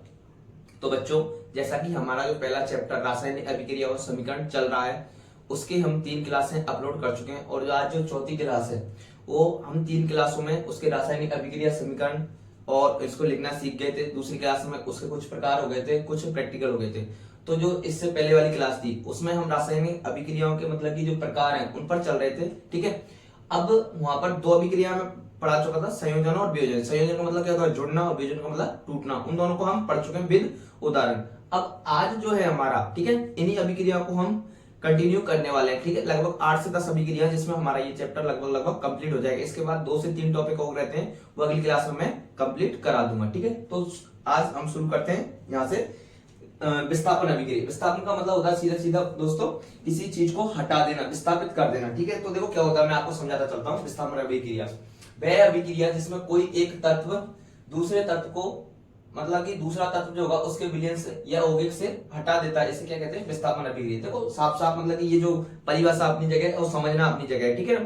सीधा सीधा है कि अगर मान लो कोई तत्व है और इसमें क्या होता है, ठीक है, मैं आपको उदाहरण के तौर पर समझाना चाहूंगा कि हमेशा कोई जो पावरफुल व्यक्ति होगा वो किसी कमजोर व्यक्ति को हमेशा दबाने की कोशिश करतेगा। तो इसी अभिक्रिया में भी इसी प्रकार से कुछ देखने को मिलता है, ठीक है ना। इसमें क्या होता है कि जो अधिक क्रियाशील तत्व होता है वो कम क्रियाशील तत्व को क्या कर देता है, विस्थापित कर देता है, हटा देता है। इसी कारण इस अभिक्रिया का नाम क्या दिया गया है दोस्तों, विस्थापन अभिक्रिया। विस्थापन का मतलब सीधा सीधा हटा देना, विस्थापित कर देना, ठीक है, दूर कर देना, ठीक है। तो इस अभिक्रिया परिभाषा वह अभिक्रिया जिसमें कोई एक तत्व दूसरे तत्व को उसके विलयन, ठीक है ना, या यौगिक से हटा देता है, तो इसे हम क्या कहते हैं, विस्थापन अभिक्रिया कहते हैं, ठीक है। इस अभिक्रिया में अधिक क्रियाशील तत्व कम क्रियाशील तत्व को विस्थापित कर देता है, ठीक है। मतलब अधिक क्रियाशील तत्व क्या कर देगा, कम क्रियाशील तत्व को विस्थापित कर देगा। अब आपको कैसे पता चलेगा दोस्तों कि कौन सा अधिक क्रियाशील है, कौन सा कम क्रियाशील है, ठीक है। इसके लिए हम 11th-12th की केमिस्ट्री में हम एक सक्रियता श्रेणी वाली सारणी पढ़ते हैं, ठीक है। तो वो भी मैं आपको यहाँ लेकर आ गया हूँ, ठीक है। ये हमारी सक्रियता श्रेणी की सारणी है, ठीक है। जैसे जैसे ऊपर से नीचे आते जाते हैं ना तो सक्रियता घटती जाती है। ये जो ऊपर के तत्व होंगे वो सबसे अधिक क्रियाशील कौन होगा? पोटेशियम, फिर सोडियम, फिर कैल्शियम, फिर magnesium, aluminium, zinc, ferrum, S N, tin, P B, lead, hydrogen, copper, mercury, A G, silver और एयू सोना, औरम। ठीक है, तो ये जो क्या है हमारी ये सक्रियता श्रेणी की सारणी है। ठीक है, इसको बोलते हैं सक्रियता श्रेणी। ठीक है, ये 11th-12th की केमिस्ट्री में पढ़ा जाता है। ठीक है, मैं आपको लेके आ गया हूं, आपको पता कैसे चले कौन सी अधिक क्रियाशील धातु है और कौन सी और कम क्रियाशील धातु है। इसके लिए आपको ये क्रम ऑर्डर याद होना चाहिए, जनरली याद हो जाता है। ठीक है, सबसे पहले ये सबसे अधिक क्रियाशील होगी। ठीक है, फिर इसके बाद दूसरे नंबर पर सोडियम है, कैल्शियम है, मैग्नीशियम है, एल्यूमिनियम, जिंक है, फेरम है, एसएन है, टिन है, पीबी, लेड है, हाइड्रोजन, ये ठीक है, ये मध्यम वाला होता है। और सबसे कम कौन होता है? औरम, मतलब कि सोना। ठीक है, ये सबसे कम होगा, सबसे ज्यादा पोटेशियम होगा, ये हाइड्रोजन सबसे मध्यम में आता है। ठीक है, तो जैसे जैसे देखो मैं आपको उदाहरण के तौर पे इससे अब इस सक्रियता श्रेणी का, ठीक है, इसकी हेल्प लेते हुए मैं आपको समझाऊंगा कि कैसे ये काम करता है। ठीक है, देखो उदाहरण के तौर पे देखना, देखो फेरम की अभिक्रिया हम कॉपर सल्फेट से करा रहे हैं। ठीक है ना, अब आप इस श्रेणी में देखो, इसमें मतलब कि फेरम और कॉपर में से कौन ऊपर है और कौन नीचे है। ठीक है, देखो फेरम ये रहा और कॉपर कहां पर है? देखो दोस्तों इसमें कॉपर ये रहा, कॉपर नीचे, मतलब ये कम क्रियाशील है और ये अधिक क्रियाशील है। तो अब ये कॉपर को क्या करेगा? विस्थापित कर देगा। कौन करेगा? एपी।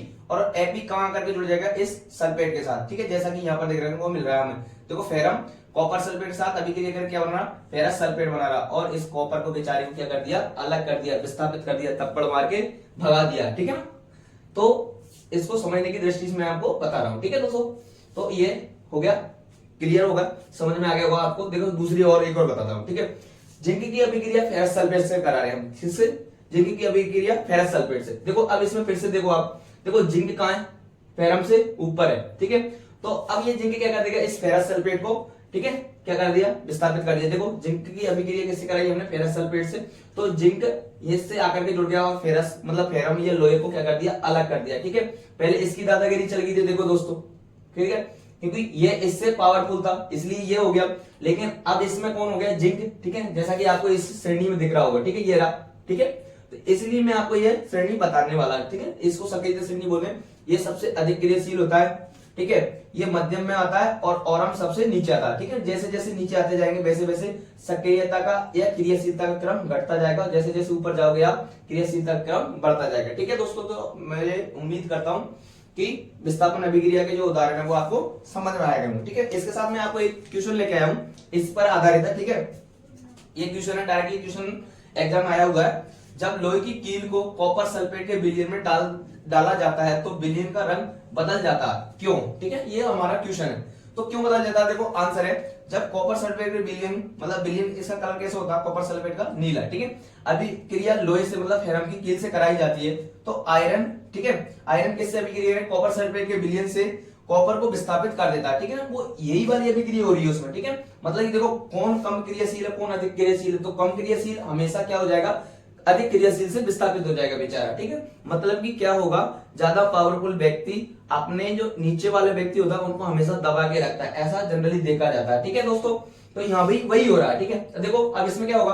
कॉपर सल्फेट के विलयन, ठीक है, अब लोहा इसमें देख लो आप, तो आपको और इसमें पता चल जाए। देखो फेरम ऊपर आ रहा है और कॉपर नीचे आ रहा है। ठीक है, तो अब ये कॉपर सल्फेट नीचे आ रहा है तो बेचारे कॉपर को कौन विस्थापित कर देगा? ये लोहा। जैसा कि मैं आपको अभिक्रिया बताने वाला हूं। ठीक है, ये रहा, तो कॉपर को विस्थापित कर देता है, जिसके कारण इसका रंग क्या हो जाता है? मलिन हो जाता है। मलिन का मतलब मटमैला हो जाता है। ठीक है, ये लो, अब ये मैंने आपको यहाँ पर रिएक्शन भी लिख करके बता दी। ठीक है, ये आपको मैं आपको बता दूं, पहले मैंने आपको सिखाया था रासायनिक अभिक्रिया संतुलित कैसे करते हैं, तो इसमें इसको आप चेक करो एक बार, ये संतुलित है या नहीं है। ठीक है, देख करके मुझे कमेंट करके जरूर बताना ये अभिक्रिया संतुलित है या नहीं है, ये आप बताओगे। ठीक है, आपके लिए होमवर्क रहेगा आज के लिए। ठीक है, अब इसके बाद विस्थापन के बाद कौन सी आती है? द्विविस्थापन। ठीक है, कौन सी आएगी? द्विविस्थापन। ठीक है, इसमें एक तत्व हो रहा था विस्थापित, इसमें दो हो जाएंगे। ठीक है, इतना सा अंतर है, इसमें कौन हो रहा है? एक तत्व, इसमें दो हो जाएंगे। तो इसकी परिभाषा क्या हो जाएगी? देखो, दो अलग अलग परमाणु या परमाणु के समूह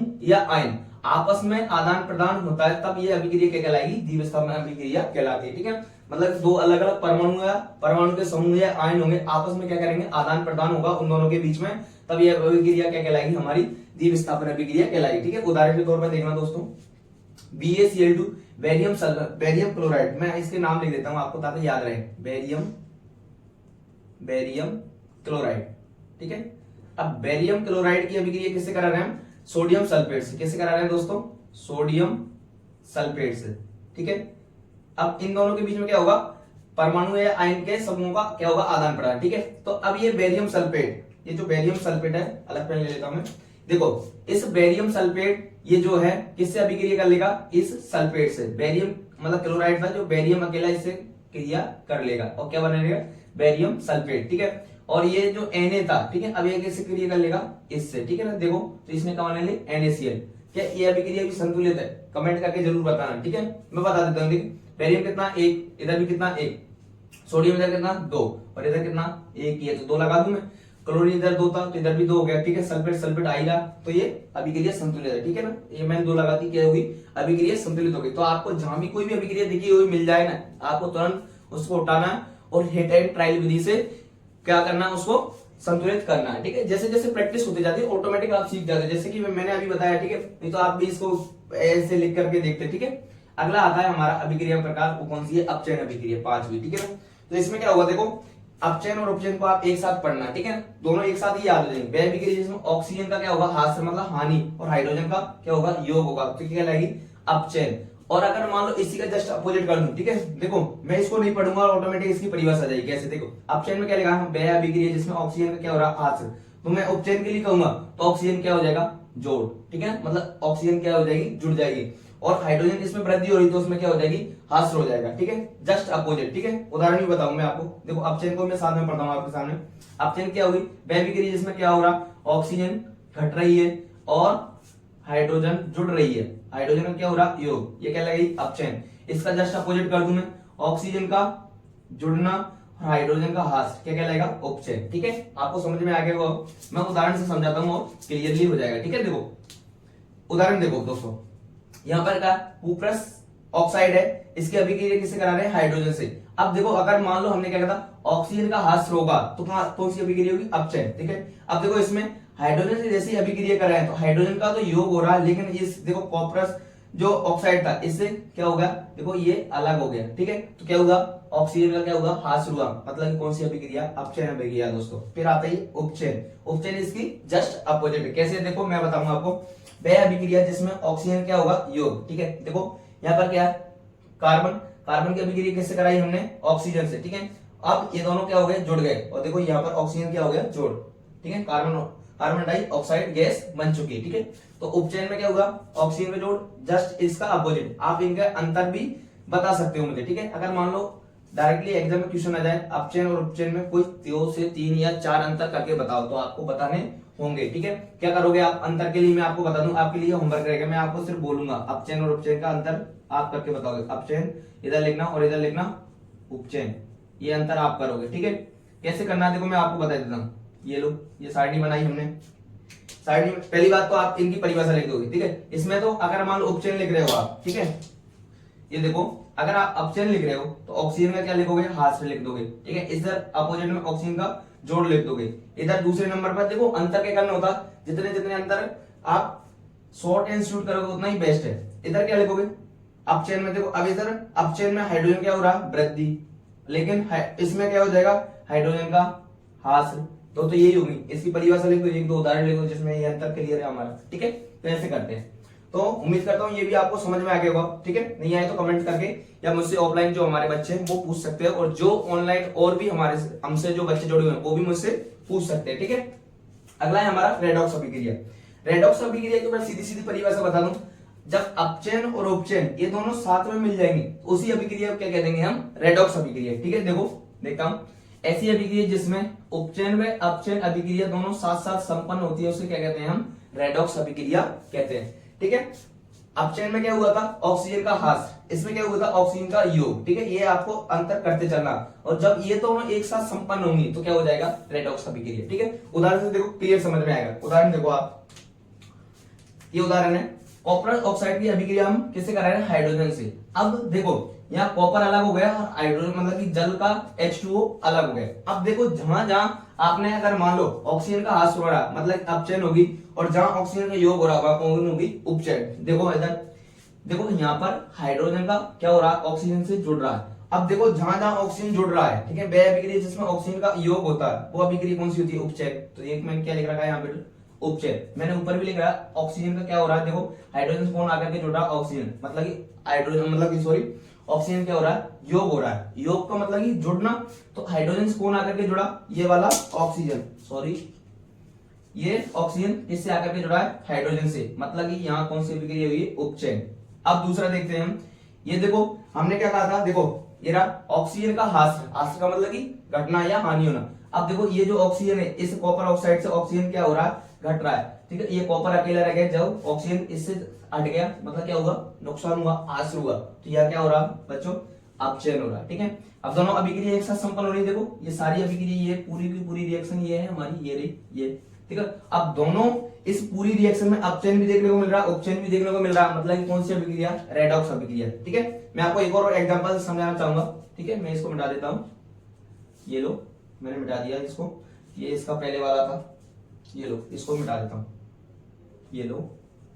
क्लियरली आपको समझ में आ जाएगा ताकि आप अच्छे तरीके से नोट कर सको, ठीक है। ये लो, ये यहां पर था, मैंने इसको वापस से यूं ही बना दिया, ठीक है। ये तो हमारा पहला एग्जांपल है। अब ये रहा हमारा दूसरा एग्जांपल, ठीक है बच्चों। देखो दूसरे में, देखो आप मैंने इसमें दोनों में क्या करके बताया आपको? ऑक्सीजन का योग और हानि बताई थी, लेकिन मैं दूसरे उदाहरण में आपको एक और नई चीज बताने जा रहा हूँ, ठीक है। देखो मैग्नीज ऑक्साइड की अभिक्रिया किससे कर रहे हैं? HCl से। तो हमें क्या बनना?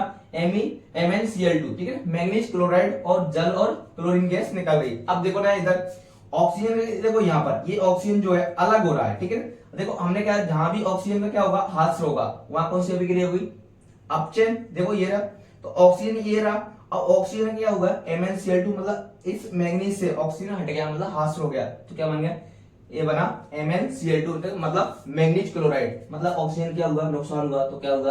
अपचयन हुआ, ठीक है। जैसा कि हमने इधर देखना, हाइड्रोजन का जहां योग होता है, ठीक है, हाइड्रोजन का ह्रास होगा, या हाइड्रोजन का, देखो इधर लिखा हमने हाइड्रोजन का वृद्धि, वहां कौन होगा? अपचयन। और हाइड्रोजन का जहां ह्रास होगा वहां कौन होगा? उपचयन। अब इधर देखो यहाँ पर, अब HCl जो था, अब HCl में जो H है, ये रहा H हमारा, ये H का क्या हो गया? ह्रास हो गया, ठीक है, हट गया, ठीक है। देखो HCl हट करके क्या बन गया? ओनली फॉर, यहाँ पर इस H का यहाँ पर योग हो गया, और यहाँ पर देखो क्या बन गया? क्लोरीन अकेला हट गया, मतलब यहाँ से HCl का क्या होगा? मतलब H अकेले का क्या होगा? हटना, या देखो ह्रास होगा। हमने यहाँ साफ साफ लिखा हाइड्रोजन का क्या होगा? ह्रास होगा, तो वो कौन सी अभिक्रिया होगी? उपचयन अभिक्रिया होगी, जैसा कि आपने यहाँ। अब देखो पूरी अभिक्रिया में हमने दो स्टेप में देखा इसको, मैग्नीज ऑक्साइड प्लस HCl अभिक्रिया कराई, तो ये हमें प्राप्त हुआ। तो अब इसमें तो ऑक्सीजन क्या होगा? इसमें देखो यहाँ पर ऑक्सीजन का क्या हो रहा है? ह्रास हो रहा है, तो यहाँ मतलब कि अपचयन, ऑक्सीजन का ह्रास मतलब कि अपचयन, ठीक है। और हाइड्रोजन का ह्रास मतलब कि उपचयन, साफ साफ दिखाई दे रहा। इसमें मैंने देखो ऑक्सीजन को जोड़ा भी था, हटाया भी था, इसलिए मैं ये वाला उदाहरण आपको अलग से लेके आया, ठीक है बच्चों। शायद आज की क्लास इतनी ही हो पाएगी, अगर मान लो एक और स्लाइड मैं शूट कर पाऊंगा तो मैं इसमें जोड़ दूंगा, और नहीं कर पाऊंगा तो अगली क्लास में लेके आ जाऊंगा। लगभग अब जो हमारा जो चैप्टर बचा हुआ, लगभग 2 क्लास हाईएस्ट बता देता हूँ, जो जिसमें हमारा समाप्त हो जाएगा। अगर मान लो ये क्लास हमारी आज के लिए इतनी हो पाएगी शायद, तो क्षमा चाहूंगा।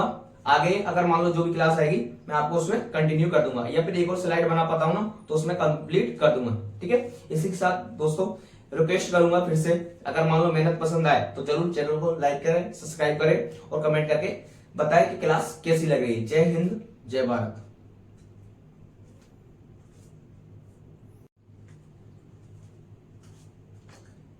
तो जैसा कि बच्चों हम इससे पहले तक 7 नंबर तक रेडॉक्स अभिक्रिया तक हम देख चुके थे। अब इस चैप्टर से संबंधित सिर्फ 2 ही अभिक्रिया हैं और बचती है हमारी, वह ऊष्माशोषी अभिक्रिया और ऊष्माक्षेपी अभिक्रिया। तो इनको भी हम आज ही इसी स्लाइड में देख लेते हैं, ठीक है ना, मतलब अगली स्लाइड मैंने ले ली है, ठीक है दोस्तों। तो क्या होगा देखो मैं बता देता हूँ, ऊष्माशोषी अभिक्रिया, देखो नाम से स्पष्ट हो रहा है, शोषी का तात्पर्य क्या होता है? अवशोषण करना, शोषण करना, ठीक है ना। तो ऐसी अभिक्रिया मैं आपको बताता चलूंगा, ठीक है। शोषी का मतलब क्या? ऐसी रासायनिक अभिक्रिया जिसमें ऊष्मा का क्या होता है? अवशोषण होता है, तो वो क्या कहलाएगी? ऊष्माशोषी अभिक्रिया कहलाती है, ठीक है ना। तो परिभाषाएं जो है ना बिल्कुल सिंपल है। अगर मान लो आप नाम से क्लियर, संयोजन का मतलब जुड़ना, वियोजन का मतलब टूटना, विस्थापन का मतलब विस्थापित होना, द्विविस्थापन डबल हो जाएगा विस्थापन, ठीक है ना। इसके अलावा फिर अपचयन उपचयन को देखा, ऑक्सीजन का जुड़ना, ऑक्सीजन का ह्रास होना वो देखा था, रेडॉक्स देखा था। उसी के क्रम में हम कौन सी आती है? ऊष्मा शोषी। तो ऊष्मा शोषी में देखो नाम से इस पर ऊष्मा का क्या होगा, अवशोषण होता है, तो ऐसी अभिक्रिया क्या कहलाएगी, ऊष्मा शोषी अभिक्रिया कहलाती है। और आपको क्या याद रखना होता है, एक एक हर जो भी अभिक्रिया है उसका हमें एक एक एग्जाम्पल हमेशा याद रखना होता है। तो इसका एग्जाम्पल क्या होता है, कैल्शियम कार्बोनेट का अपघटन किसका उदाहरण, ऊष्मा शोषी अभिक्रिया का उदाहरण, जैसा कि ये हमने अभिक्रिया में भी दर्शाया। ठीक है, ये किसका सूत्र है, कैल्शियम कार्बोनेट का, इसकी अभिक्रिया कराई तो क्या बन गया, कैल्शियम ऑक्साइड और CO2 गैस हमें प्राप्त हो गई। किसका उदाहरण दोस्तों, ऊष्मा शोषी अभिक्रिया का उदाहरण। तो आपको अच्छे तरीके से याद रखना, ये उदाहरण जो है ना इंपोर्टेंट होते हैं। ठीक है, अगली है हमारी ऊष्मा क्षेपी अभिक्रिया। इसका जस्ट अपोजिट, इसमें ऊष्मा का क्या हो रहा था, अवशोषण, और इसमें क्या हो जाएगा, उत्सर्जन। ठीक है, ऐसी रासायनिक अभिक्रिया जिसमें उत्पाद बनने के साथ साथ क्या बनता है, ऊष्मा या ऊर्जा का क्या होता है, मुक्त होती है या बनती है, उत्सर्जन होता है। तो क्या क्या कौन सी अभिक्रिया हो जाएगी वो दोस्तों, ऊष्मा क्षेपी अभिक्रिया हो जाएगी। इसमें क्या होता है, ऊष्मा का अवशोषण, और इसमें क्या हो रहा है, ऊष्मा या ऊर्जा मुक्त हो रही है या उत्सर्जित हो रही है। ठीक है, ऊष्मा क्षेपी अभिक्रिया हो जाएगी। इसका उदाहरण देख लो, ये लो, ये रहा इसका उदाहरण, बहुत सारे 3-4 उदाहरण लेके आए हो इसके। कैल्शियम ऑक्साइड का जल के साथ अभिक्रिया कर रहा है, क्या बन रहा है, कैल्शियम हाइड्रोक्साइड बन रहा है, और साथ में क्या हो रही है, ऊष्मा उत्सर्जित हो रही है। ये इंपॉर्टेंट है, ऊष्मा का उत्सर्जन हो रहा मतलब कि ऊष्मा क्षेपी अभिक्रिया। ठीक है, इसके अलावा देखो, ये जो एयर समीकरण आपने देखी होगी, कहाँ देखी है बताना मुझे कमेंट करके जरूर। ठीक है, मैं इसको नहीं बताऊंगा। ठीक है, कहाँ देखी है, हिंट दे देता हूं। ठीक है, ये किसका सूत्र है, ग्लूकोज का, तो आप समझ जाओगे। ठीक है, हिंट दे दिया मैंने आपको किसका है। ठीक है, किसकी रासायनिक अभिक्रिया। ठीक है, देखो तो क्या हो रहा है, ये ग्लूकोज प्लस 6O2 से क्या कर रहा है, ये अभिक्रिया कर रहा है, तो क्या बन रहा है, 6CO2 6H2O, और क्या हो रही है, ऊर्जा मुक्त हो रही है। ठीक है ना, ये कमेंट करके जरूर बताना है ये कौन सी अभिक्रिया लिखी हुई है मैंने, किसकी है। ठीक है ना, इसके अलावा देखो और उदाहरण है मैंने, साग सब्जियों का विघटित होकर कंपोस्ट खाद है, ये ना खाद, तो जो खाद होती है ना, कंपोस्ट खाद वेरी इंपोर्टेंट खाद होती है, बहुत महत्वपूर्ण। ठीक है ना, जितनी भी हम आज उर्वरक यूरिया का यूज कर रहे हैं, अगर मान लो इनका यूज करते तो आज इतनी बीमारियां हमें देखने को नहीं मिलती। ठीक है, तो कंपोस्ट खाद का बनाना भी क्या है, ऊष्मा क्षेपी का उदाहरण है। ठीक है, फिर प्राकृतिक गैस का दहन, ये भी किसका उदाहरण है, हमारा ऊष्मा क्षेपी अभिक्रिया का उदाहरण। ठीक है ना, ये रहा CH4 मेथेन, 2O2 CO2 और 2H2O। ठीक है ना, ये मैंने सब देखो जितनी अभिक्रिया है ना, मैंने इनको संतुलित करके लिखा हुआ है। ठीक है ना, यहाँ पर ये 2 का नहीं होगा, यहाँ पर ये 2 का नहीं होगा, अगर मालूम नहीं है तो आप इसको संतुलित कर सकते हो, आप इसको संतुलित भी करके देखना। ठीक है, नहीं आए तो फिर मुझे पूछ सकते हो। ठीक है, इसी के साथ देखो, मैं आज जो लास्ट हमारी स्लाइड थी उसमें कौन सी 2 अभिक्रियाएं और बच रही, तो मैंने सोचा इसको कंप्लीट करा देता हूँ, ऊष्मा शोषी और ऊष्मा क्षेपी।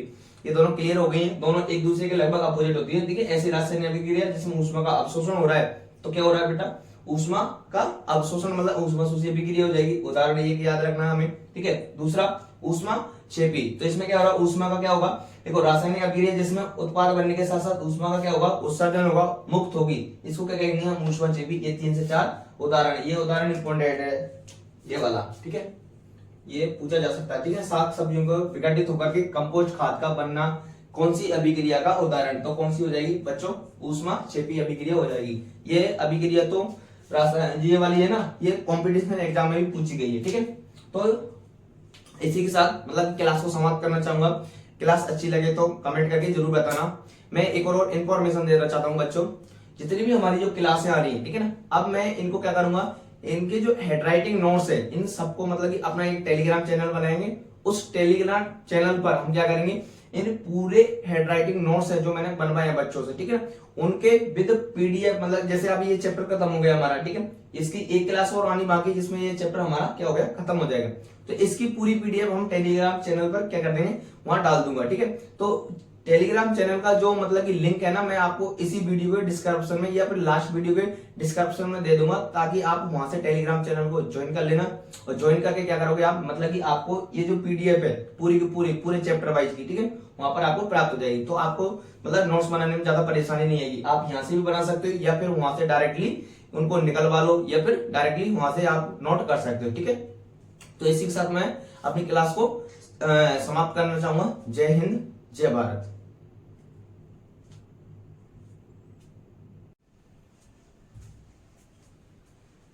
तो जय हिंद, नमस्कार बच्चों, मैं धर्मेंद्र गोस्वामी स्वागत करता हूं आपके अपने YouTube चैनल सिद्धेश्वर क्लासेज पर। जैसा कि बच्चों हम 10th क्लास का पहला चैप्टर की 4 वीडियो लाके आ चुके हैं और आज जो हमारी लास्ट वीडियो होने वाली है, फाइनल वीडियो, सिर्फ 2 ही टॉपिक बचे हुए हैं इस चैप्टर से संबंधित, उसको हम फाइनली इसमें देखने वाले हैं। इससे पहले हम सारे देख चुके हैं, रासायनिक अभिक्रिया किसे कहते हैं, समीकरण संतुलित करना। इसके बाद जो रासायनिक अभिक्रियाओं के प्रकार थे, संयोजन, वियोजन, विस्थापन, द्विविस्थापन, रेडॉक्स, अपचयन, उपचयन, ऊष्माक्षेपी, ऊष्माशोषी, ईटीसी हम सब कंप्लीट कर चुके हैं। ठीक है, अब जो हमारा बचा है इस चैप्टर से सिर्फ 2 क्वेश्चन बचते हैं, उसको मैं क्वेश्चन के रूप में लेके आता हूँ। ठीक है, एक तो टॉपिक बचा है हमारा संचारण वाला और एक बचा है विकृत गंधिता वाला। ठीक है, ये 2 ही टॉपिक हमारे रह जाते हैं। ठीक है, तो इनको मैंने क्वेश्चन रूप में लिया बच्चों। देखो, संचारण एवं विकृत गंधिता को उदाहरण सहित समझाइए या स्पष्ट करो। क्वेश्चन कैसे भी आए आपको आंसर आना चाहिए। ठीक है, तो लेते हैं। देखो, सबसे पहले लेते हैं हम संचारण को। तो क्वेश्चन डायरेक्टली अगर मान लो संचारण का है तो क्या पूछ सकता है, संचारण किसे कहते हैं, संचारण के उपाय बताइए। ठीक है, मतलब एग्जांपल बताइए, सॉरी। ठीक है, और इसके बचाव के उपाय पूछ सकता है। ठीक है, फिर आता है हमारा विकृत गंधिता। ठीक है, ये रहा। विकृत गंधिता में क्या पूछेगा, विकृत गंधिता किसे कहते हैं और इसके एग्जाम्पल और इसके बचाव के उपाय, ये क्वेश्चन बनता है। ठीक है, तो उसको हम एक ही क्वेश्चन में हम इसको देखने वाले। ठीक है बच्चों, तो देखते हैं संचारण से लेकर के। ठीक है, संचारण किसे कहते हैं। ठीक है, बेसिकली ये दोनों जो क्वेश्चन है, ठीक है, हमारी लाइफ से जुड़े हुए हैं। ठीक है ना, मतलब कि इनको हमने सामान्यतः संचारण कोई भी एग्जांपल कई बार देखे हैं, कई एग्जांपल देखे हमने खुद ने, विकृत गंधिता वाले भी एग्जांपल हमने कई देखे हैं। ठीक है, तो देखो अभी स्पष्ट हो जाएगा जैसे जैसे मैं आपको बताता चलूंगा। ठीक है, देखो संचारण, जब कोई धातु अपने आसपास के वातावरण, ठीक है ना, अब वातावरण में कौन कौन सी चीजें हो सकती हैं, जैसे कि नमी, वायु, अम्ल, क्षार, ईटीसी, ये सारी चीजें हो सकती हैं। ठीक है, आदि के संपर्क में, कांटेक्ट में आएगी। ठीक है, आती है तो उसकी चमक धीरे धीरे क्या हो जाती है, कम हो जाती है, डाउन हो जाती है। ठीक है, तो समाप्त होने लगती है और वो धातु जो है धीरे धीरे क्या होने लगती है, संचारित। संचारित का मतलब कि वो धातु जो है नष्ट होने लगती है और इस प्रक्रिया को हम क्या कहते हैं बच्चों, संचारण कहते हैं। स्पष्ट हो गया होगा परिभाषा से। ठीक है, संचारण का सीधा सीधा शाब्दिक अर्थ होता है किसी भी धातु का नष्ट हो जाना। ठीक है ना, धीरे धीरे संचारित हो जाना। ठीक है, तो ये संचारण कहलाएगा। इसके एग्जाम्पल पूछे जाते हैं। ठीक है, तो लोहे पर भूरे रंग की परत चढ़ना, ठीक है, किसका उदाहरण है, संचारण का। ठीक है, चांदी के ऊपर काले व तांबे के ऊपर हरे परत का चढ़ना, ये भी किसके उदाहरण है। ये मैंने मतलब 2 पॉइंटों में बना के लिख सकता था, लेकिन मैंने एक में कर दिया। ठीक है, चांदी के ऊपर तो काले रंग की परत चढ़ेगी और तांबे के ऊपर कौन सी, हरे रंग की परत चढ़ जाती है, किसके कारण, संचारण के कारण। फिर अगला क्वेश्चन पूछा जाता है बच्चों, देखो एक और नोट करके लिखा मैंने, संचारण के कारण जो वस्तु जो होगी, मतलब जो धातु होंगी, उनकी धीरे धीरे चमक जो है कम होने लगती है। ठीक है ना, तो वो मटमैली होने लगती है। ठीक है, संचारण के कारण। अब अगला जो हमारा टॉपिक आएगा वो क्या आएगा, संचारण से बचाव के उपाय, मतलब कि संचारण को कैसे हम रोक सकते हैं। ठीक है, तो उसके उपाय देखो हम 3, 4, 5 आपको याद रखने होते हैं। ठीक है ना, कॉमन से, कोई दिक्कत वाली बात नहीं। ठीक है, देखो संचारण से बचाव के उपाय क्या है। देखो कोई भी जो आपके पास धातु है, मेटल है, या फिर उसका कोई पात्र बना हुआ है, ठीक है ना, उस पर आप क्या कर दो, पेंट कर दो। ठीक है, ऑयलिंग कर दो, मतलब कि तेल, ठीक है, ग्रीस लगा दो, मिश्र धातु का उपयोग कर लो, ये इंपोर्टेंट है। ठीक है ना, मिश्र धातु का, ठीक है, मिश्र धातु का उपयोग करके। ठीक है, फिर गैल्वेनीकरण करके, ये भी इंपोर्टेंट है, डायरेक्टली क्वेश्चन पूछा जाता है गैल्वेनीकरण किसे कहते हैं। ठीक है, मैं आपको बता देता हूँ। ठीक है, पहले तो मैंने यहाँ पर मिश्र धातु को 2-3 चीजें फैक्ट लिखे हैं। ठीक है, जो पीतल एक मिश्र धातु है और क्वेश्चन पूछा जाता है ये कौन सी 2 धातुओं से मिलकर के बना होता है, पीतल। ठीक है, तो ये कॉपर और जिंक से मिलकर के बनता है। तो कांसा, ठीक है, पुराने टाइम पे इसका बहुत महत्व था, बहुत सारे बर्तन इसके हुआ करते थे कांसे के। ठीक है, तो कॉपर और एसएन मतलब टिन से मिलकर कौन बना होता है, कांसा बना होता है। ठीक है बच्चों, स्पष्ट है। फिर अब देख लेते हैं हम चौथा पॉइंट। डायरेक्टली अगर मान लो आपसे पूछे रहा है संचारण के बचाव के उपाय लिखिए, तो आपको डायरेक्टली क्या लिखोगे, पेंट करके, ऑयलिंग करके, ग्रीस लगा करके, मिश्र धातु का उपयोग करके, गैल्वेनीकरण करके, ये आप डायरेक्ट लिख दो। लेकिन उसमें पूछा क्वेश्चन गैल्वेनीकरण, तो आपको उसको आंसर देना। ठीक है, मतलब कि लोहे जो धातु होती है उस पर जिंक धातु का लेप करना, मतलब कि पेंट करना, गैल्वेनीकरण या असद लेपन नाम से भी आ सकता है। ठीक है, दोनों नाम एक ही है, गैल्वेनीकरण पूछे या असद लेपन, बात एक ही है। ठीक है, तो लोहे पर क्या करना बच्चों, जिंक धातु का लेप करना। ठीक है, लेप का मतलब कि पतला सा गोल उस पर चढ़ा देना है। ठीक है, ये प्रक्रिया क्या कहलाएगी, हमारी गैल्वेनीकरण। अब हमारा फाइनली लास्ट टॉपिक बचता है बच्चों, वो कौन है, विकृत गंधिता। ठीक है, इसको हमने हमारे घरों में खूब देखा है। ठीक है, देखो अभी स्पष्ट हो जाएगा, बसा युक्त, ठीक है, बसा या तेल युक्त, ठीक है, ऑयली या फिर मतलब फैटी भोजन। ठीक है, खाद्य पदार्थों को जब लंबे समय तक हम रखते हैं तो क्या होगा, उसका ऑक्सीकरण या उपचयन हो जाता है। ठीक, क्या हो जाता है बच्चों, ऑक्सीकरण या उपचयन।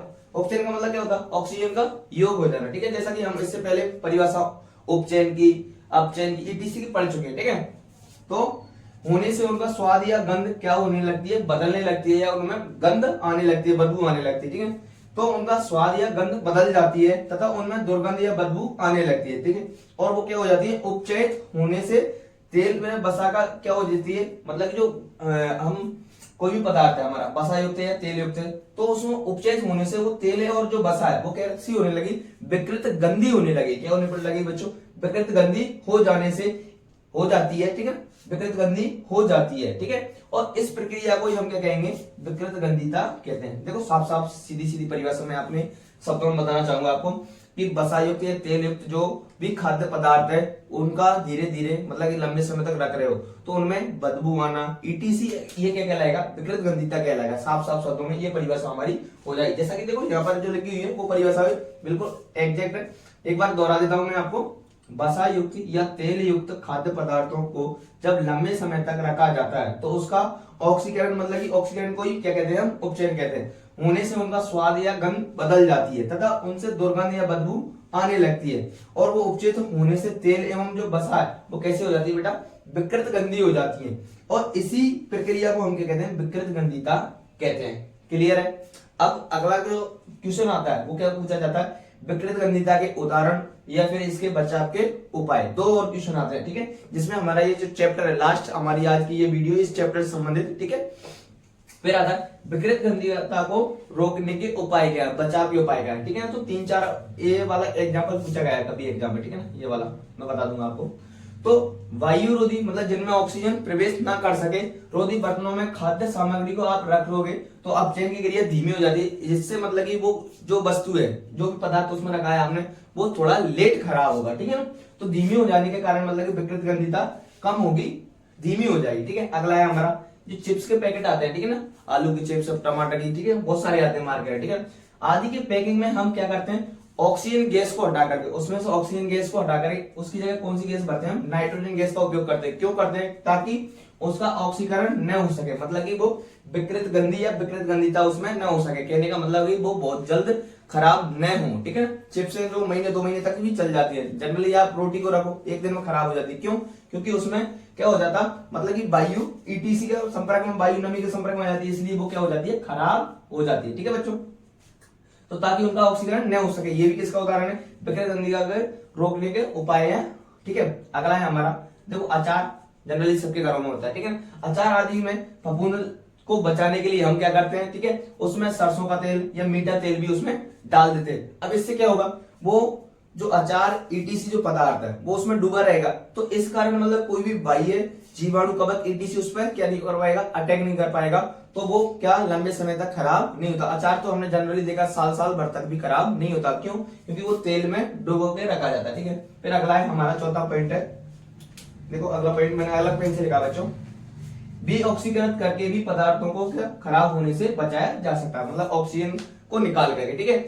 इस प्रकार से ये 4 जो हमारे विकृत गंधिता के रोकने के उपाय और उदाहरण थे बच्चों, ठीक है, जो समाप्त होते हैं। इसी के साथ जो हमारा जो चैप्टर है, पहला जो चैप्टर था हमारा रासायनिक अभिक्रिया एवं समीकरण, समाप्त होता है। इससे संबंधित अब मैं जो ऑब्जेक्टिव क्वेश्चन आते हैं वो, और इसके अलावा मतलब कि इससे संबंधित इंपोर्टेंट क्वेश्चन बनते हैं वो मैं आपको अगर मान लो ये तो अगली क्लास में करा दूंगा, मतलब कि वैसे चैप्टर हमारा समाप्त हो चुका है, ठीक है बच्चों।